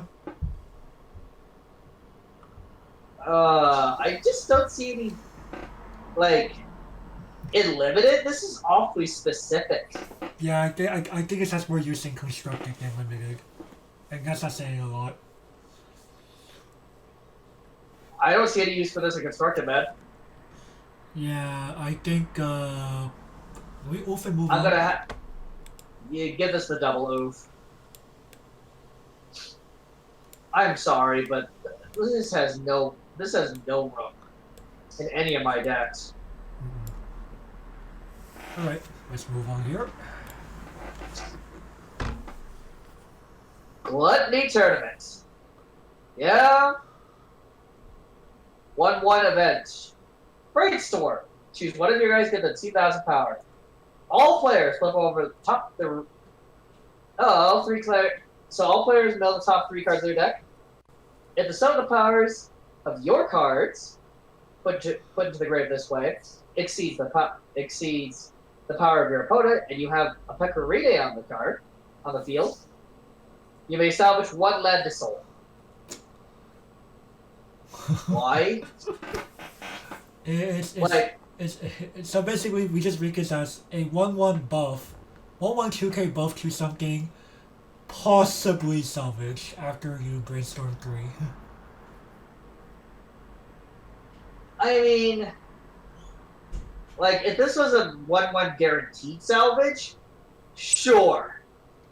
Right. Now, okay, keep in mind that because this is most likely being played with experience, chances are your power spread exceeds that of most other decks. Unless they happen to be experienced as well. Then you're like, well, RNG go. Hope they build 3 climaxes? Right. But at that point, I just go, okay, the fact that you also need Pecorine on the board, too. Well, to be fair, though, there are so many playable Pecorines. That is true. I mean, she's one of the protagonists of this franchise. Why the fuck not? Well, where's our level 1 combo Pecorine? Hey man, you spoke about that trial deck combo earlier. That's a Pecorine? Yes. Oh, I see. Well... Why would it not be Pecorine? Come on, man. What are you gonna do? Play on Kokoro? Yeah, why not? Cause, English. Or the Retro Girl. But I'm just like, God damn it, Pecorine. It just makes me scratch my head. Oh, why would I play this? I'm gonna give it Unleash if anything. You know what? I'm gonna be hilarious. Nice meme, bro. It's a meme to you. That's fair. Hey, man. It's a pissing contest. It's a pissing contest? True. And hey, some things can actually happen as a result of this card. Alright, we'll move on here. Guild activities, I guess your series comes in 5 different arcs, because you gotta show off all the food. Choo-choo. Choose up to one of your opponent's characters, return it to your hand, and salvage one. So, this is calling for help. Out of 2-2. Choo-choo does not search. Why couldn't this be a 3-1? And tutor. Again, I kinda tell you, Gavin, they don't want to replicate everything that was in Albuquerque Set 2. But they nerfed it instead. Yeah, because they probably were like, yeah, we do not want to give this the level 3 version. Man, why does this set feel like a nerfed Albuta? But also, no? It doesn't, but at the same time, it kind of does with some of these cards. So. It gives me that weird vibe. Oh well. What? I guess this is still usable. In limited, sure. Bounce a fatty, and get a guy from grave, sure. Yeah, that stumps. That's a comment. I mean, easy to find. Oh, very easy to find. You're probably gonna end up seeing like 3 different arts along the way. Yeah, before they're all the pancakes version. Bro. What? I mean, the pancakes look good, don't they? Okay, good. I won't disagree, but bro. So do the sandwiches. And that hot pot. So does that Mabu tofu too. They all look good actually. Yeah. Gavin's like, why are you torturing me with this? Wait, what's in that cup? What's in the cup? The cup? It should just be a bunch of should be just a bunch of sauces. Oh, okay. If I remember correctly. I didn't even get the context behind this card. They're about to have a fucking meal. Oh, okay. It's a picnic, huh? But kind of. But I'm gonna have to give this the playable minus. Yeah, same. Like it's usable, but because it's not a one, well, you know, it being a 2-drop instead of a 1-drop does give it a little bit of, and it also doesn't tutor, as we said. Yeah, I was about to say. Right? Hey guys, we're not quite done yet, because we actually have the trial deck bonus round. Because some of these trial deck cards are actually noteworthy. Guild form, Kokoro, 00500. If all of your characters are Landsol, give us 1,000. And this is also Chibi-Ron. Hey, 1500 power Chibi-Ron, that's good. Isn't the original 1,000? Correct. Goody. Yep, so with that gets automatically playable. Yeah. Wait a second. Isn't Kokoro also voiced by... Yes, by none other than Ito Miku. Doesn't she voice Miku? She voiced Miku in Gotobu and she voiced Kokoro in Bane Dream, yes. Wow. So, yep. Voice actress facts, boys. Yep, voice actress facts. And speaking of Kokoro, we have another one. Guild Invitation Kokoro, 103k. On attack, choose one of your characters and gets 2,500 power until the end of the turn. You know, when they first printed this in Sneaker Bunko, I was just like, why would I ever need this power buff? Sees Bunny Girl Yun Yun. Oh, right. That's why you need 2,500 buff. Because 7k isn't enough half the time. Right, and hey, because this is in the same trial, this is in the same trial deck, or this is in the same trial deck as a on-reverse Beacon combo on a choice. There you go. Yeah, that's 7. Yeah, that's 6-5 because he has a nice power boost. Yeah. I'm gonna go ahead and make this the playable minus, by the way. Same. And like, it's not yeah, by the way, obviously no limited talk because these are trial deck cards. Unless you open TDs and limited. Wow. Why the fuck would you open up TDs and limited? That defeats the purpose. Well, I mean, just in case you don't have enough cards. But regardless, though, you obviously should not be opening TDs Unlimited. We eventually need to do a primer on Limited, like discussing the rules. How to do limited. How to do limited, basically. Actually, at that point, Gavin, should we just wait until we can actually visit each other and show like an actual pod happening? Yeah, sure. We should actually attempt a pod. Attempt a pod. Attempt the pod of limited. Yeah. All right. So, spoiler alert, people. We will see more Kokoro in the next episode. She's in green, guys. Her primary color is green. She's only yellow for the sake of just trying to put some of the main characters in a trial deck without making it too many colors. Isn't Kiaru also in the trial deck too? Karo's in a trial deck, but that's because red is in a trial deck. Oh yeah, that's true, and she's only red. Yeah. More on Karo later. Alright, so yeah, yellow it's pretty good overall. Oh yeah, very definitely. Things. It started off really, really hot. It was like those were some of the those were 3 very amazing cards. I think that's one of our hottest starts actually. Yeah, I think the last time we had a hot start like that was probably, I want to say, Konosuba Legend of Crimson Red. I think so. wasn't Al? Didn't we start Albusa Blue really hot as well? Like set 2? Yeah, we also we did that before Konosuba Vertigo Crimson. That's true. But like, there's very few times we've started off this hot. Yeah, because sometimes we just go for like 1 or 2 good double R's into like focus this shit. There's so much garbage, and of course, there's a lot of garbage to wade through as well. Right. I mean, that's every set though, right? That is true. Because hashtag pack filler. They're God damn it, Bushy Red. Just sell us structure decks already, please.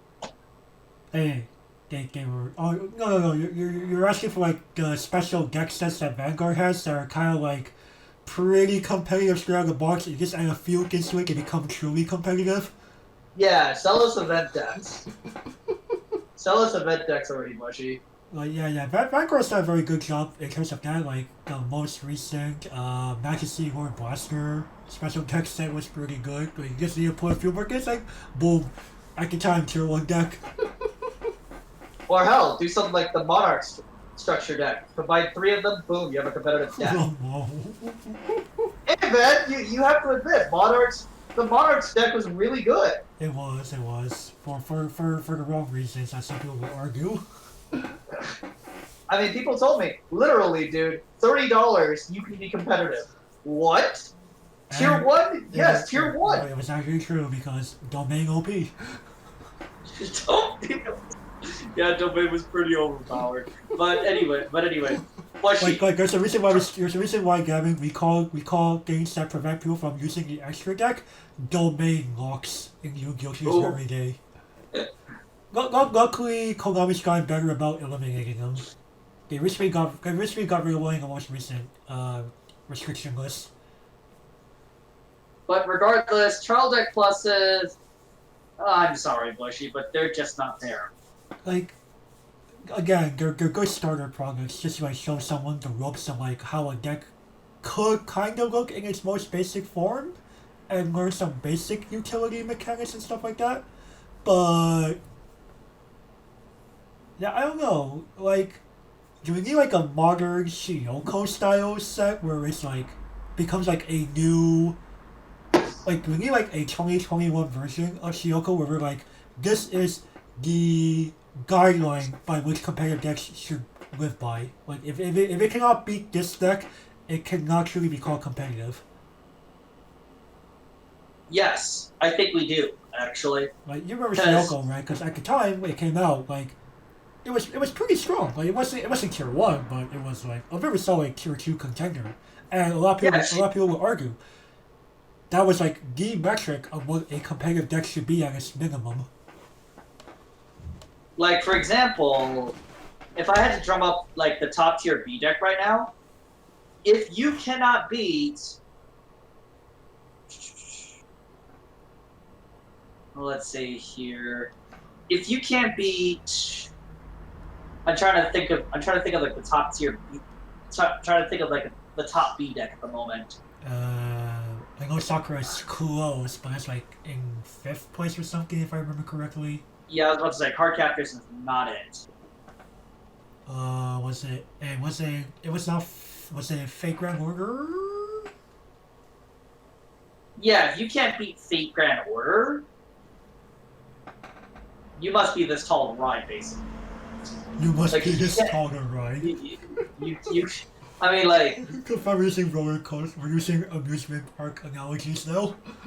Oh yeah, you gotta be this tall to ride, like you in order to enter the A tier, basically you gotta beat. Actually, no. I'm trying to think of the gateway of entry to A tier. So Milky if you Homes. if you cannot beat Milky Homes, you cannot be considered a top tier deck. Understandable. Milky Homes is pretty easy to beat, dude. It really is. Like, just stock swap the damn thing and it loses. And a lot of modern titles have access to stock swap. Almost all of them do.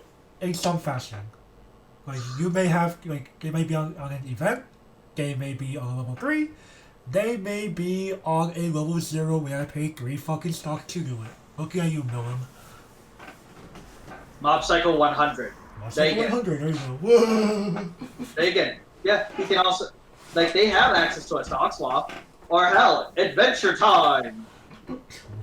Hudson Abadir. Alright. Good luck finding Hudson, but I was gonna be like Hudson of all fucking cards. Hey man, Hudson is the most extreme example. It is, but hey, at least you have access to choice in Adventure Time, so you could grab Hudson with choice. Or if you're running the Salvage Brainstorm. Yeah, the Salvage Storm. You can grab it off that. Yeah. Because Jake specifically salvages only old characters, right? And I believe the Brainstorm only grabs Ooh. The Brainstorm only triggers for Ooh, but I'm talking about the Jake combo. Nope, Jake only grabs Ooh. Yeah, that's what I thought. So yeah, but it's kind of hilarious that I do need to update the tier list. I do need to update it when the next ban list comes out. Japan, by the way, Japan is doing their World Grand Prix season early this year. I believe it starts late February. We'll see if it actually happens, Kevin. Well, Bushy Road planning it. I think you've heard what's been happening. In Japan specifically as well. More coronavirus spiking. And fears of the newer, more contagious strain.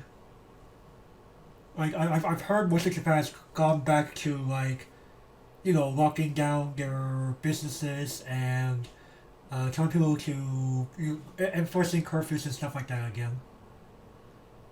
And multiple trading card game companies have already said no events until further notice or something like that, or canceled planned events until further notice. Dang. I think Yu-Gi-Oh did it. Konami did it for Yu-Gi-Oh. I believe Toei has already done it for Duel Masters.